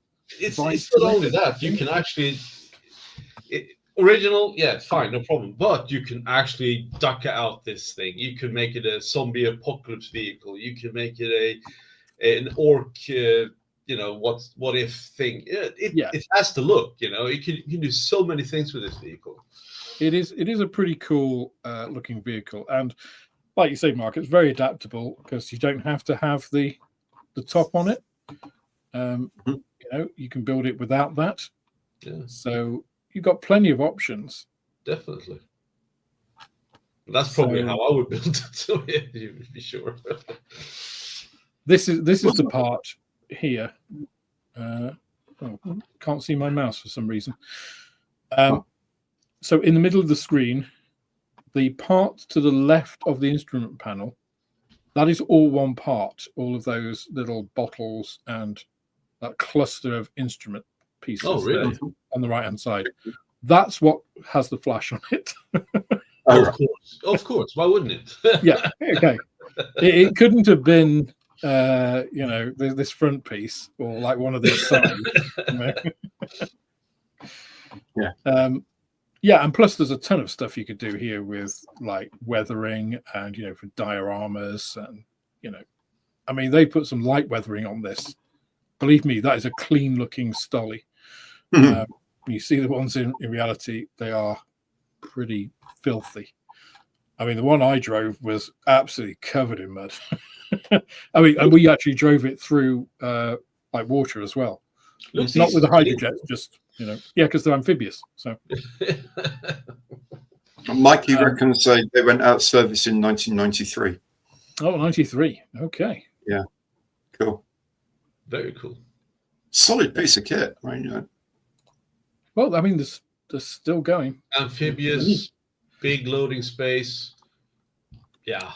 Apocalypse. I think you can get a V5 enabled Stolly for about 25 grand. Wow. You can't though get one that doesn't already have a V5. You can't now get them like put up to road spec. Unfortunately, you have to get one that's already gone through that process. Right. Which is a shame. Right, whole bunch more comments for me to get through. So let's see what we have here. Andy Bowden says, I saw this on Discord. I'm not Plasmo, but the QC coming out of Airfix is disappointing. I don't expect to have to hack kits apart. I think hacking it apart is a little bit extreme, but I get what you mean. Craig says, how bored would everyone be if kits were made flawlessly? I wouldn't be at all. I'd be quite happy. For me, because I've still got to build the kit. Yeah. And for me, it's like the kit is it's the canvas and it is the 3-dimensional canvas, which I am then going to put my mark on. And part of that happens in building. But if you want to modify that, it's one thing. Okay, so this is one thing that always gets me. When you've got a bad kit, people say, oh, make it into a crashed one. And I always think that is the worst possible thing anybody could say to a bad kit. Because if you do a crash of something, it's got to have far more detail than a completed one. Because as soon as you break something, okay, you need to show the structure of that. And if it's like 5mm thick VEB plastic that you've got to carve through with an acetylene torch, that's really difficult to do. So the better a kit is, the much easier it is to represent a trashed vehicle. Ironically, it's kind of counterintuitive. So yeah, I just think if you have a kit that doesn't have issues, let's call them, it gives you a much better starting point. It's like putting that art analogy. If you bought some canvases and one of them had a brown stain on them, it's like, is that a good thing or a bad thing? It's a bad thing, right? Yeah, of course. Either you've got to rectify it or you've got to somehow incorporate that into what you're doing. You're probably going to have to like put some primer over it. It's additional work. It doesn't help your process at all. And that's, I think what I meant before about my own personal limit is something that stops me building, that interrupts that flow. I think we all would love to have a kit just go together flawlessly. But if that was the case, I would welcome the few times something did not fit properly, and you have to actually figure that out. So there is a little bit of both of elements in the building. I think that is a separate thing, though, because I often see this on some comments on the channel. I'm sure you guys get similar things. Are just like, oh, that's how you become a modeler, or like you've got to cut your teeth. That's not what I meant. Well, no, I mean, yes, some of us did do that, and yes, that's how some of us learned. But there are better ways of learning, that electricity can shock you than getting an electric shock. You don't have to almost die to know that that's a bad thing. No. I've never tasted arsenic, but I know it's poisonous and I shouldn't because it could kill me. Well, I don't think, it's not a good way of learning. So I don't get the whole, you've got to do some of these. It's proper modeling. It's like, yes, but it should be a choice. Yeah. That should be a choice, right? Challenging yourself in that way. Yeah. And the other thing on that is that a lot of people who say that are like, oh, I used to build these things as a 5-year-old. It's like, yeah, but if you look at those Airfix kits of the 1960s and 70s, they were toys. They weren't scale models. They were toys, really. They were built for kids to build quickly. They weren't concerned about accuracy. And knowing from my own personal experience, I used to glue the thing together and paint it while the glue was still wet. So the end result would have looked absolutely horrific. Fortunately, there were none of those. Like, nobody can verify that. All of that stuff is long, gone to landfill, or in some places been burned. So it's not comparing the same thing. No. It's just like, yeah, I could build a current Airfix in the same way I built one as a 5-year-old, and it would look equally horrific. What does that tell you? Nothing. Yeah. Adrian kind of says that it's acceptable on a 1970s kit, but with a brand new mold in this day and age, the kit should be perfect. It just shows lack of care and a blind QC person. Graham Ball says the real concern is the QC at manufacturer. Yeah, good point. And again, we're not just saying Airfix here. It is all over. Hella, for instance, are I would say worse. Compare the Airfix 124 scale Spitfires made in the UK with the Stalwart made abroad. Why the huge difference in standard? Well, one thing is that every single frame is individually inspected. Every frame that comes off the machines is inspected and compared with a standard. They also keep a note of known issues to look out for, and they're highlighted on the standard things. So look for sink marks here, look for this, look for that. It's why it's a £90-100 kit, because it's labour intensive. But that's how they do it. They inspect every single frame by hand. I think actually it's that actually comes up in a minute. So I'm going to hide this comment and actually go to this one, because Little Things Junkie says, if you're satisfied with quality of the Airfix stud at £40, how much would it need to cost for you to be dissatisfied? Now, I think that's a great question, and I think it ties in with that Airfix 124 scale Spitfire point quite well, because it's like 90. Well, what is it? It's £95 now. It was. Was it originally 95? Yeah, it's 94.99. The new Mark 8 is 99.99. $94.99 for that kit, a 124 scale Spitfire. It's only a Qatari 132nd scale one is basically the same price. Was pretty much a bargain, I think. And the Qatari one doesn't have an engine. No, for the quantity of plastic that you're getting in there, for the build experience that you're getting, the amount of time, the detail, and everything, I think it's fantastic. And it is not without issues, that kit. So some of them are design issues, oversights, which I think are silly and do detract from the kit at that scale. One is there is no closing handle, which is very prominent on the Spitfire. It's like a handle with a little red knob as well. I was really disappointed that they didn't put that in, but it doesn't change the fact that for £95, that's a really good kit. And if you have to buy aftermarket or 3D print one or something, I don't know what Pablo is doing outside. He's going mad. But for that price, like, okay, they're not including that, and I have to resource that somewhere else or Scratch Builder or whatever. That's okay. Yeah. And this is what I'm saying about what should we expect? It's like, what is that? And the price point, which again, these are great segues. I don't even have to run this thing. It runs itself. Thank you, guys. But saying that at £40, how much would it need to be for you to be dissatisfied? I mean, £40 for me is, I'm kind of like a little bit like on the cusp. If I bought it from my shop at 36, I'd be less on the cusp. Just getting that one in. I have them in stock. But £40, I wouldn't have paid any more for this kit. I don't think. That's fair. Yeah. Like if I paid £45 for this, I wouldn't. Yeah. I'd be like,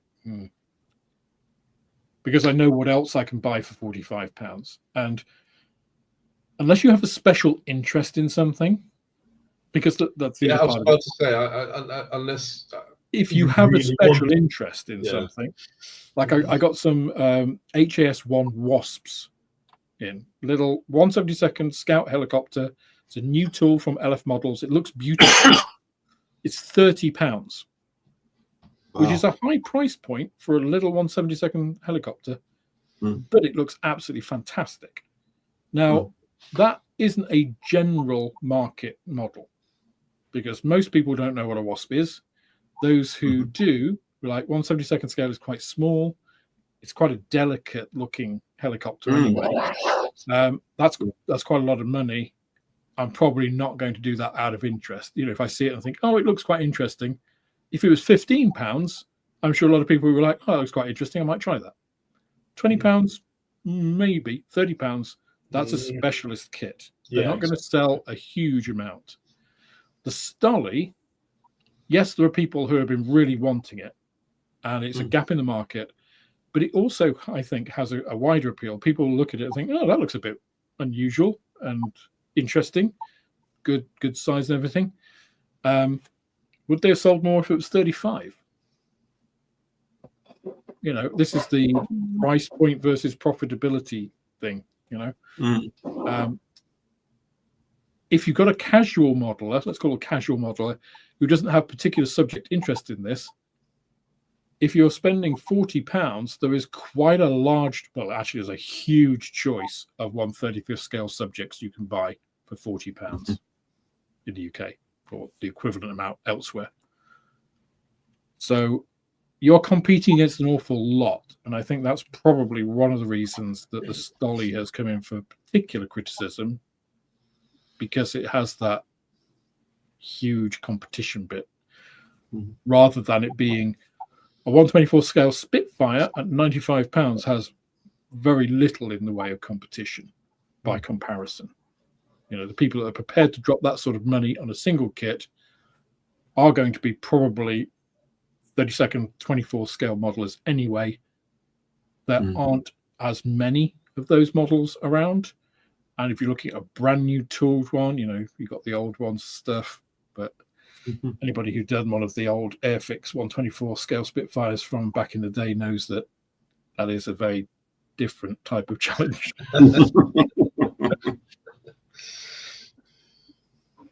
So how much wouldn't you have paid for this kit then, Marcus? For the Stolly? Would you have paid 40? I probably would have, yeah. If I was interested in it, I probably would. Because, as I said, I paid some money for some kits that I have in my stash. Okay, so you pay €50 for this. Would you pay 60? Probably not. Yeah, okay. Considering the other 135s I have are not in that range of money. They're actually lower and with a lot more extras to it. So. No. What about you, Gary? I'm yet to see my Airfix dolly arrive. Nick says it's on its way. I'll see what the quality is like. 40 quid. I expect it to be a decent kit. I don't expect print errors, manufacturing errors. I just don't expect it. 40 quid or 20 quid. I don't expect it. If it's a product that's coming out, if it's a 20 quid kit, it's a much simpler thing with many fewer parts. It's almost like a parts count thing or a scale thing. Would I buy one at £60? No, because I think that's overpriced in the market for essentially a truck. A very interesting truck, fascinating truck, but 60 quid for a truck at 1/35 of whatever brand or make or model it is too much in my eyes. For 60 quid, you want an awful lot of stuff going on the model.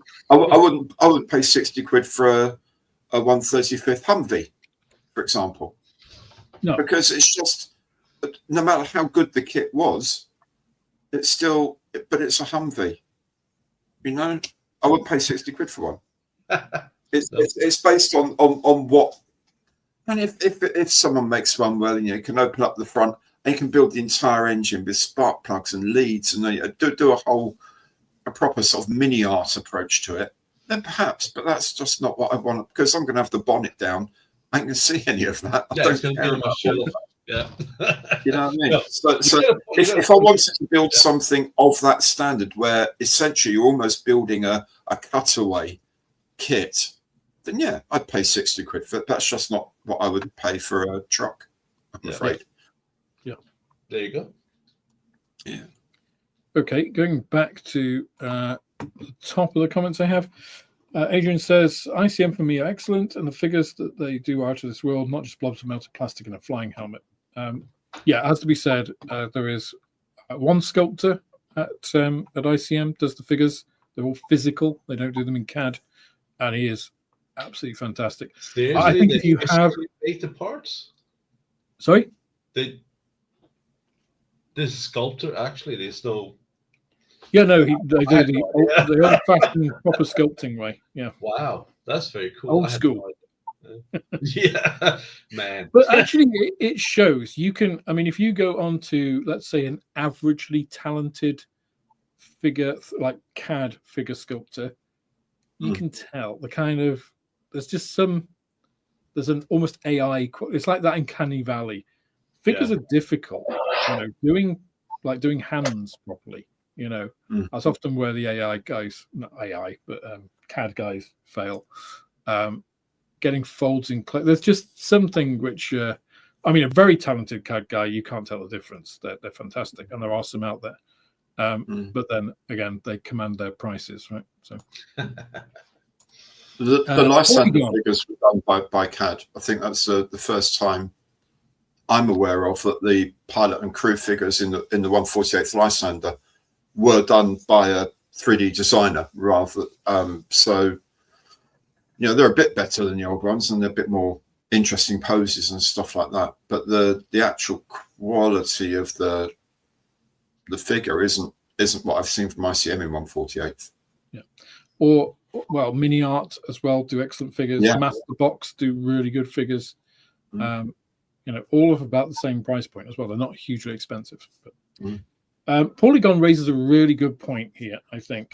I think tolerance of issues like those found on Stalwart encourages acceptance of such things.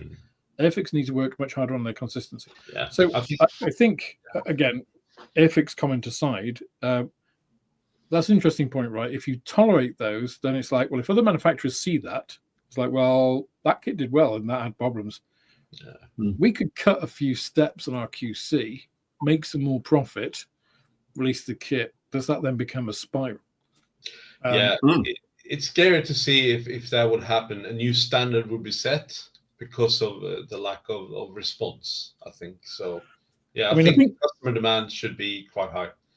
Yeah, I don't think it would happen in the modeling world purely because you have Japanese manufacturers. And to me, they don't really give a shit. I know. Aren't going to change, really. Hasegawa aren't going to change. Ujimi. It's not that they don't change. It's like Japanese companies change on a very long-term basis. They have, when I worked for Shimadzu, it was like, oh, today is day 125 of the company. It's like, what? Our financial reports weren't like 2025 or anything. It was financial year 127. It's like, what? Oh, because that's when Genzo Shimadzu set the company up in 1827 or whatever it was. It's like, it's insane. Yeah, it's like, that's long-term thinking. It's like, yeah. We don't mean a first-generation product as in it's the first time we've made it. It was made by the first generation of Shimadzus back in the 19th century.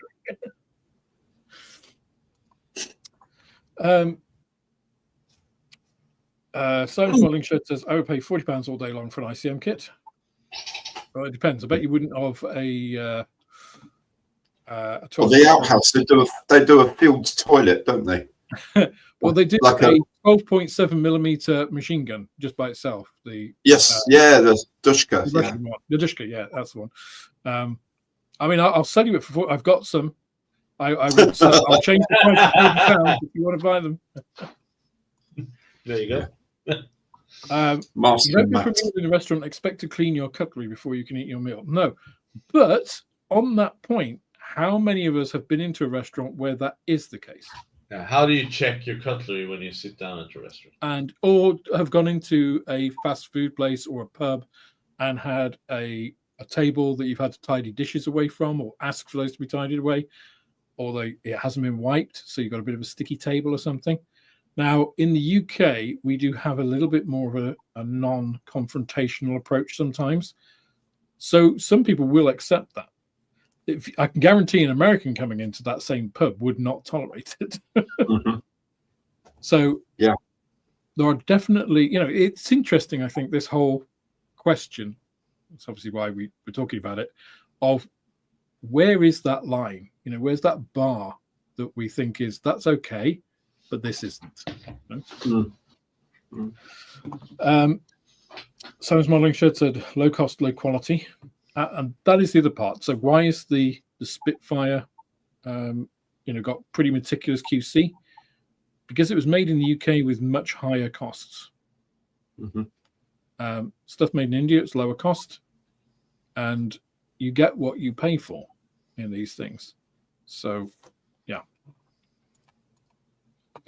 Although it was interesting during like when the Spitfire was there, and then people kept saying, "Why don't you bring production back on shore?" And they say, "Oh, well, cost of materials in India is a lot lower, and the cost of this and cost of da." And then I said, "Excuse me, how much it cost to ship here?" Because at the time, it was that post-COVID thing, and now we've got the stuff going on with the Houthis and all that. Shipping rates are going through the roof. Yeah. Again, and so it's like, well, you've got all of those, but then you've got to put it on a 40-foot container and ship it here, and it gets here, and you've got a launch date plan, and it turns right into Rotterdam instead of left into Harwich or something, because Harwich is full, so they have to go there. So you've now got a 3-week delivery of stock that you've already paid for, that's not in your warehouse being sold, and things like that. Facts are all of arrives, and you've got short shots, and it's probably. The numbers are not that dissimilar now, I suspect. No, I think it's a very odd costs as well. I think it's a very odd kind of position to say, well, production costs everything higher. That kit costs £95. Yeah, and they're making money on that. And it's like, I think that was actually, for what it is, pretty. I think they probably could have charged £100 for it without any issue. They just didn't want to. That's the whole. It's nice that they didn't. They didn't want to go over that psychological £100. That's why they didn't put a pilot figure in, apparently. Yeah, because that would have upped it over that £100. But you know what? Yeah, people still pay it. Well, look at the Italieri 32nd scale MC205, which is a nice kit, which I must get round to building. It's got some nice elements in there. The decals for the camouflage, for instance, it's got some photo etch and, odd bits and bobs. But, I mean, I sold that kit because I didn't get replacement stock. I think it was £115 I sold it for. I'm usually 10% less than RRP, so it's like 130, I think, RRP. Mm-hmm. That was a lot. That's a lot. I don't think it was worth 130 for me. So that's a 30-second scale. So yeah, as I say, and that was made in the UK. I would have loved them to have trialed one of the 48, like the Jaguar or the Gannet. Just said, right, we're going to take a position here. The margin over India versus here with all the transport, it really is too small to call it. Let's just see what deal we can get on production. If we say to these guys, okay, we want you to make 10,000 of these, what can you do as a price at? And see how it makes sense. And then see how it goes from there. Just try it out on one of these big high cost kits where they can factor in their extra QC and all of that. I think that it would have been a no-brainer to them because, again, it's something they could shout about, bringing production back to where it started and all that. They could make a splash about it, you know? Yeah. I mean, I think there was something about production capacity and stuff, but it's just like, that's a separate thing, isn't it? Then you assign a project manager to go out and task that and do it. Yeah, I mean, it's very frustrating, but hey. So Airfix gets mixed reactions, some love, some harsh, but with design and QC issue, rising prices and shops dropping them, it's easy to see why folks look elsewhere. And I mean, I don't want to get into all of the supply and distribution issues, but they do eventually factor in. And again, that's Hornby. Yes. Yeah. Most want to build and paint, not battle the kit from step one. Yeah. I mean, I was watching Plasmo's kit of the P4 build of the P40, and I kind of was skipping through it because it's just like, as he said at the beginning, he's got this kit. It's really nice from Edward. It's a new tool. They got all these bits in. And it's like, he doesn't need anything else. He's like, but then I'm going to do all of this stuff with it. And he just got all this. And I just thought, and this isn't to knock Plasmo. He's a fantastic modeler. He does amazing builds and stuff. But it's like, I'm not really interested in that. It's just like, it's not an Edward kit anymore. It's a project which costs God knows how much when you end up the cost of that. We're probably talking 150 euros at least. It's just like, yeah, it looks nice at the end, but it's and for competition standard and all that, but it's like, it's not kind of really what I'm interested in, you know. As you say, most people just want to build it and paint it and maybe add some extra stuff on. It's not it's not a YouTube video project, right? Most kits aren't built that way.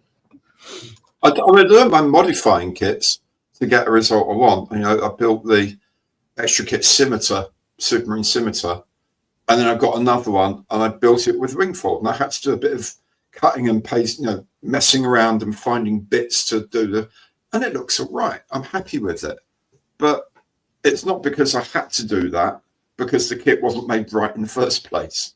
Yeah, it was because I chose to do something different with it, which is fine. You know, I don't mind that. So Simon's Modeling Shed said you can get certain tack-on kits that have parts count that are so high. Mini art kits as well. So I think it's a Stug 3 that I sold in the shop. And I noted when it came in, and it was one of the talking points when people came in and said, "I've never heard of this company." I'm like, "Oh, they're quite kind of high end, like very complex. If you want a very involved build."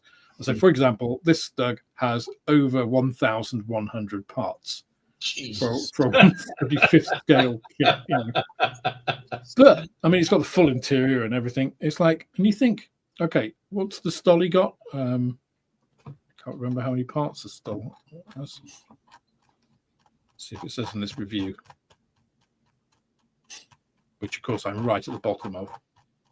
And okay, it doesn't say. Great, all of that. But that's £50. which is only 10 more than this. Okay, say the RRP is 55, £15 more. And yeah, okay, you're not going to see much of that interior in a Stug. You know, even if you open up all the hatches, Stug is still a pretty enclosed box. And it's a very different type of build, different type of market. But in relative values, when you're looking at and you think, are you going to have the same problems in that mini art kit? Not that mini art are immune to, short shots in the same way that nobody is, but I don't hear a huge amount of those. I certainly haven't heard any sort of design issues from that way. Most of the design issues I hear about mini art is that they make a chair out of 7 pieces when it could have been made of 2. Or, they make a bucket which is made out of 12 pieces. It's like, how? I remember the Gecko Katie. I built the Airfix one, then I built the Gecko one, both in 1/35th. And I worked out that if you had the back doors closed, and so you couldn't see the interior of the actual ambulance bit, it saved something like 40% of the parts of the kit. Wow. It was an astonishing number. And that was a really detailed thing. Like the photo etch had on where the water cans go, there's a little cover, and it actually had a little hasp and a little padlock. Oh, crikey. I thought, I ain't doing that. I ain't doing that. That's a kit for Marcus. It's not in my universe, And I didn't enjoy building that Gecko. I really enjoyed building the Airfix one. Yeah, there's not enough planets to align for me to do that in this solar system. And even with Pluto, it's right out. Yeah. So lots of us like Airfix, especially recent kits, but the Stalwart release is tarnished by sloppy mistakes. It could easily have been Kit of the Year. Yeah. Science Modeling said, when was the last time Airfix won Kit of the Year? Ooh, that's a good question. Not sure. Well, officially, my one was the Anson a couple of years back. Best thing I made that year, the Avro Anson. It was absolutely beautiful. Ian says, are there a different set of considerations when designing tooling for military vehicles rather than aircraft? Maybe they have aircraft but not tanks and trucks. Could be. That's, I think, an interesting point, because we all know Paramjet is, very mindful as a modeler as well as a designer of how the kit is going to be built, and perhaps not so much on the military side. I don't know. I mean, they don't have such a track record of military vehicles, right? I know it's something they want to build up, but Little Things Junkie says, do you think vehicles AFVs are the poor relation? Oh, I think that's exactly the same point. So thank you both. Yes, I think probably so. Did someone say Spectrum? I can forgive a few sink marks. What I can't forgive is the awful clear exhaust grille. So when we said right at the beginning, I posed the question, what do we expect of manufacturers? We've kind of shown tonight that we all expect slightly different things.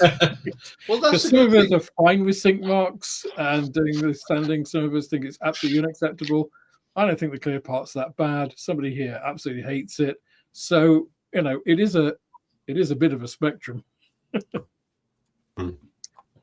Craig says, I have been driven to drink airbrush needle change, but I need a deep clean first. He needs a deep clean. Oh, wow. So I'm going to fly through these last ones. I'm aware we're over time, which is great that we've had the discussion.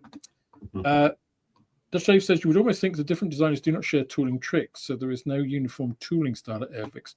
I think that is very true. And actually, I would say, in terms of what I expect from a manufacturer, consistency is one of the things. One of the things, in fact, I've half written a video on why Tamiya is considered the gold standard. And I think one of the main reasons, and it's one thing that Japanese companies absolutely excel at, is consistency. Oh, sorry. Yeah. Well, quality is one thing, but you will get the same thing on impression 1742 as you will on number 3. Yeah. They will do the same thing again and again and again and again and again. So look at the boxes. I mean, they don't even change the box art It's like you buy a Kubelwagen now, it's got the same box art as when it was released. Depending on which release it was. If it's the Africa Core one, it'll have the Africa Core one. They don't really go for like all these, we'll release it with a different suit of decals and a new box and stuff. It's like, okay, they keep it in production forever.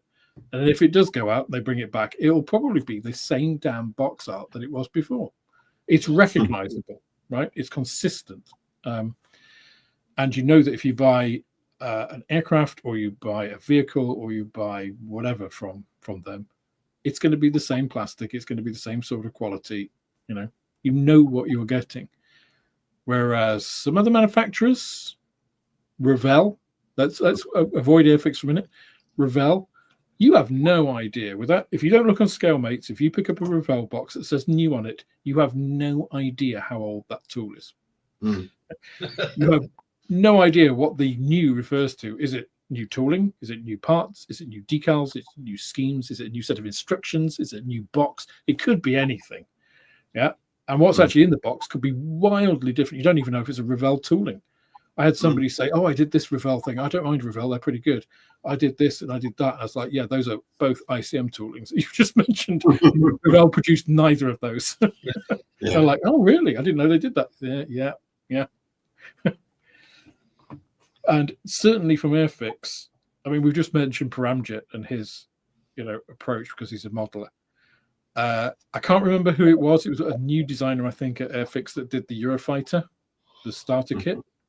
I can't remember. For me, it was a nice kit that wasn't a starter kit, right? Yeah. Very different approach from Paramjet. Yeah. This Stalwart, and Chris as well, the guy who did the big Spitfire, he's and he did the Liberator as well. He's got a very different way of looking at a lot of issues that are there. Yeah. So I think from my corporate life, my corporate leadership life, the ethos and culture of a company is really important in designing what you want your customers to have as an experience. And that isn't acceptable, right? To have that different flavors, because people come and go, right? Your company, your brand remains consistent. You want your customers to have a consistent experience. So you want in fact, when I worked for Agilent, we hosted this event. It was at St. David's Hotel in Cardiff. It was very nice. The one thing I do miss about corporate life is big swanky dinners and stuff. But nice hotels in foreign countries. But we invited like our top customers to it. All expenses paid. Come stay for the night, do our awards, blah blah blah. And one of them was sitting next to me, and I got chatting to him, and he was just like, "Oh, he was laughing and saying, 'Oh, well, you're wearing a corporate grey suit,' because we were all wearing basically the same kind of coloured suits and ties and stuff. It's like the Agilent uniform, and it's like, yeah, but that's kind of by design, right? So we don't want our reps showing up in jeans and a t-shirt. If you meet an Agilent rep, they're going to be properly dressed. It's an air of professionalism that was prescribed to us. And it's like I was saying, yeah, you laugh, but you always know you're talking to an Agilent guy. You're not talking to some, knockoff guy from Waters. So you can joke with your customers about it, but if you don't have that, if you have your guys coming up in, I'm in a, pink Florida suit today, it's like, who the hell is that? They know you, but not necessarily your brand. So true. I think it's a really valid observation. Julian says, is there an AFV equivalent of the Spitfire that Airfix and XL use as a moneymaker? I don't know if AFV win. It's the Panther. Well, it's either the Panther, the Panzer IV, or the Tiger One. You'll always sell that. There you go. If you make one of those, they'll sell. You only have to look at. So if you want to look at what the most popular kits are, one, watch my videos on them, recently done. But secondly, just look at what the Chinese manufacturers are making. How many Tiger Ones have we seen recently from Ryfield, from Meng, from Great Wall Hobby, from, why? Because they sell. They're not making kits that sit on shelves. They'll make unusual stuff as well, because once you know the brand and you know the quality and what you're getting and the price, the value proposition, all that, you're more likely to buy them. But where do you start? Something familiar. Tiger One, Panther. Tiger One always works. Yeah. Comment. What I'd like to see is Airfix offering STL files on their website at a small cost that can improve the kit. The Stolly exhaust guard would be an obvious candidate. Yeah, I don't think we'll ever see that, to be honest. No.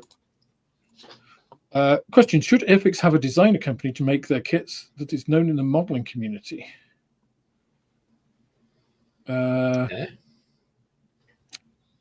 sure what you mean by that, Simon. I mean, I think a designer company. I mean, as soon as you start employing third parties, there become issues with who owns it, and then you've got to get into contractual stuff.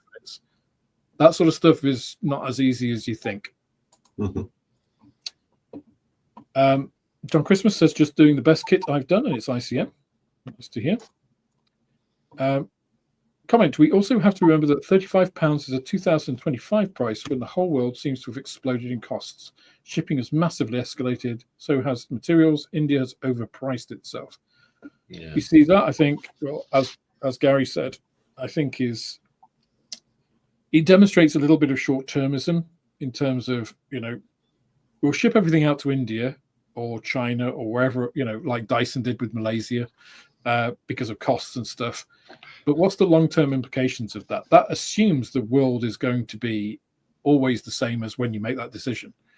And we've all seen communication chains, shipping chains, all massively flexible, influx with price, with even, are you going to get your stuff or is your boat going to get sunk by a missile?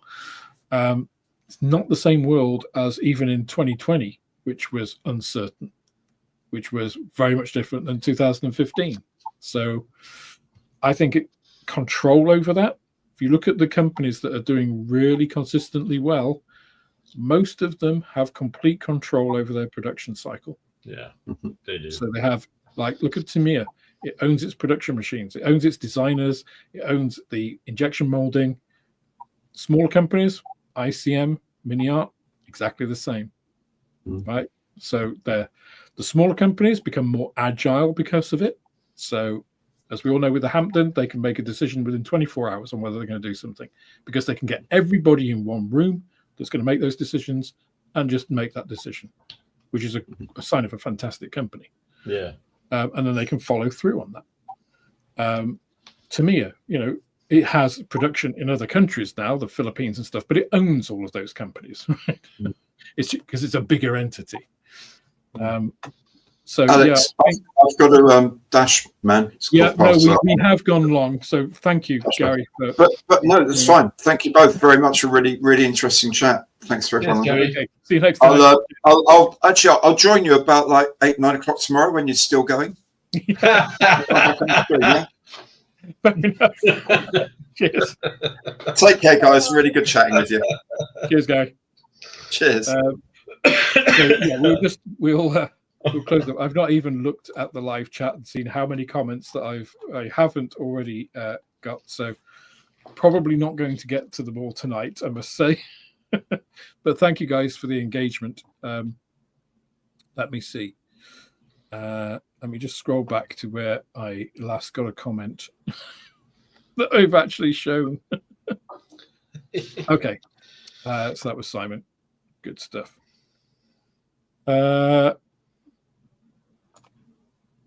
So Graham says the Meng 172nd Ornithopter literally push fits perfectly and was the most boring build I have ever done. But I think it's what depends on what you're after, right? Isn't it? It does. Yeah, it does. I mean, was it boring because of the subject, or was it just that you had no interest? Yeah, were you after a challenging build, or was it just not? You see, I think you can have a challenging build that fits perfectly. That's in the design of the kit, right? I mean, some ICM kits that I've done, which have flawless fits, are still challenging because they have a lot of parts, a lot of detail. You've got to you can't just like put it together while watching TV. You've got to be aware of what you're doing. But all the parts fit perfectly. And I've also done ICM kits where the fit has been, like you think that's supposed to go there, really? That's not what I want to deal with. No. Flawless builds are rare but satisfying. Yes, I think that is true. I think it depends on where you want to concentrate, right? Yeah. What's your agenda? Really? What is your agenda? What are you trying to do with your project? Which I think is a whole different set of discussions. Craig says poor QC from a company shows a lack of respect for the product and then the customer. Yeah, I would. I agree. Actually, I would agree. Yep. For me, the disappointment is that issues seem to be caused by general sloppiness and easily fixable. However, injection molding may be trickier than I imagine. Well, I think the thing with that, Ian, for me, is that if other people can do it without screwing up, and this goes back to the original premise of the whole question, what should we expect from manufacturers in 2025? Do we expect them to be able to design and mold something without these issues, without getting sink marks, short shots, visible ejector pin marks? No. If the answer is yes, that's the kind of bare minimum that not the bare minimum, but that's the standard, that's the bar. That is your 100%. If they go above that, then if you find a manufacturer that is also giving you, plus they give you some jigs to do these drilling bits that you need to do, and well, that's great. You can measure people.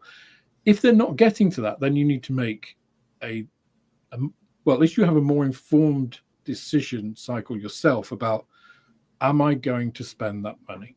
Yeah, I agree. Is it worth £40? Or do I spend that £40 on a kit where I know that that's okay? Even though I like that subject, because I also like this subject. And let's face it, if we all did all the subjects we want, right, and live to be 1,000, we would still probably have a stash we would never get to.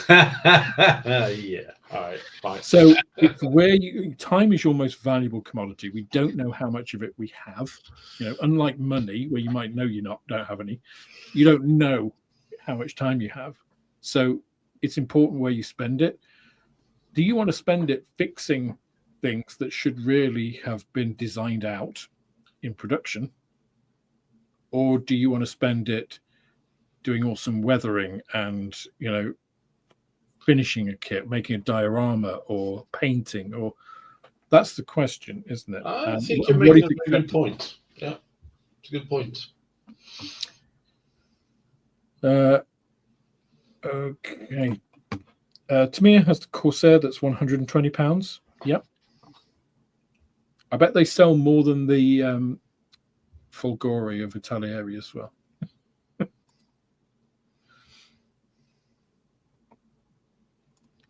Okay, Italieri's 32nd 202 was worth it for me because there's not much in big Italian fighters out there. And that is another part of the equation, right? So the Stalwart, I think the reason that Airfix will still sell plenty of Stalwarts and people will get on and accept these, fixable issues is because they don't have much choice. If you want a Stalwart in 1/35th scale, this is kind of it. Yeah. Or you got to go to a 3D printed thing or whatever. How much did Airfix's Hellcat sell for? That was over £100. I'm not sure because and this is the other part of it, right? Because when Airfix sold the Hellcat, I'd completely dismissed Airfix as a manufacturer because my experiences with it in the 90s had basically got me to the point it was like, I don't want to deal with these guys anymore. I'm just sick of their shit, basically. I'm sick of poor quality and kits that don't fit together, all of those things. There are a few things that I have from that time. Some of them were gifted to me by my father. Some I've gone back and bought, like the TSR2. But mostly I just didn't pay any attention to Airfix because of this. So in terms of what I was expecting higher standards from Airfix than they were giving me back in the 90s. so I disregarded them. So when they actually started up again, they weren't on my radar. So it wasn't until the 1/72nd scale Typhoon that actually caught my attention, that I realized that they'd come through this process. Oh, wow.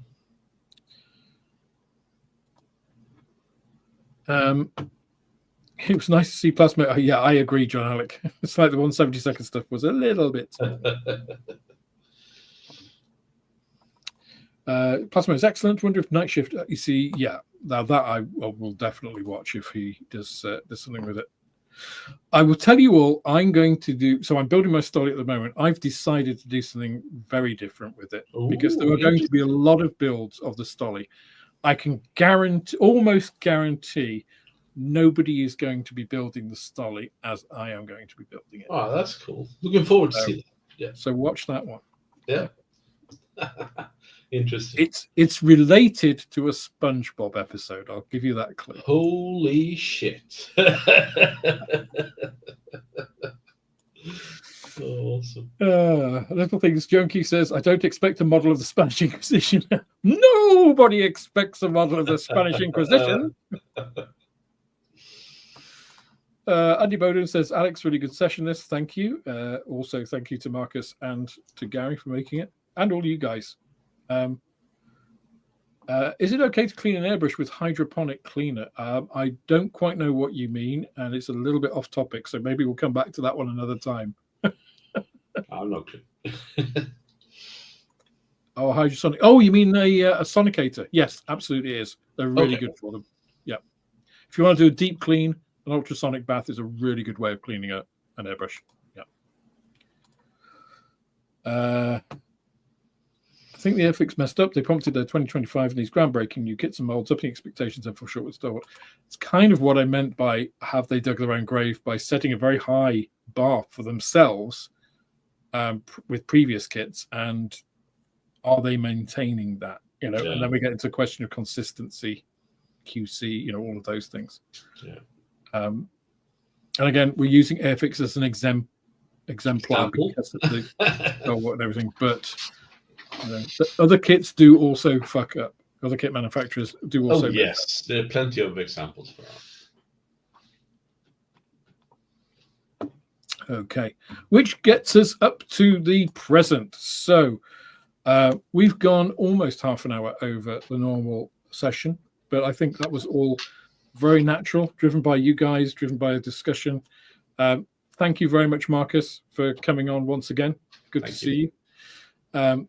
My thanks to Gary. I'll post both of their channel links down in the video description when this goes not live, the recording, and I'll try and link that Key Model World article as well. So I'll have to leave that open so I remember. Probably get all that done tomorrow. So don't go on straight away and think, why can't I find the links? It always takes me a little while. So thank you guys. Thank you for engaging in the chat so much. Thanks for all your different views. Again, what's your minimum expectations? How would you summarize your expectations for model manufacturers in 2025, Marcus? To do better. That's my summary. For me, I think as I said, I expect them to produce a kit that doesn't provide barriers to my enjoyment. I think that's a very eloquent way to put it. Yeah. I feel ashamed. And I think that enjoyment, I think that's a flexible way of citing it as well, because people have different bars on what they enjoy, right? I don't particularly enjoy fixing pin ejection. Other people's mistakes. I get it, yeah.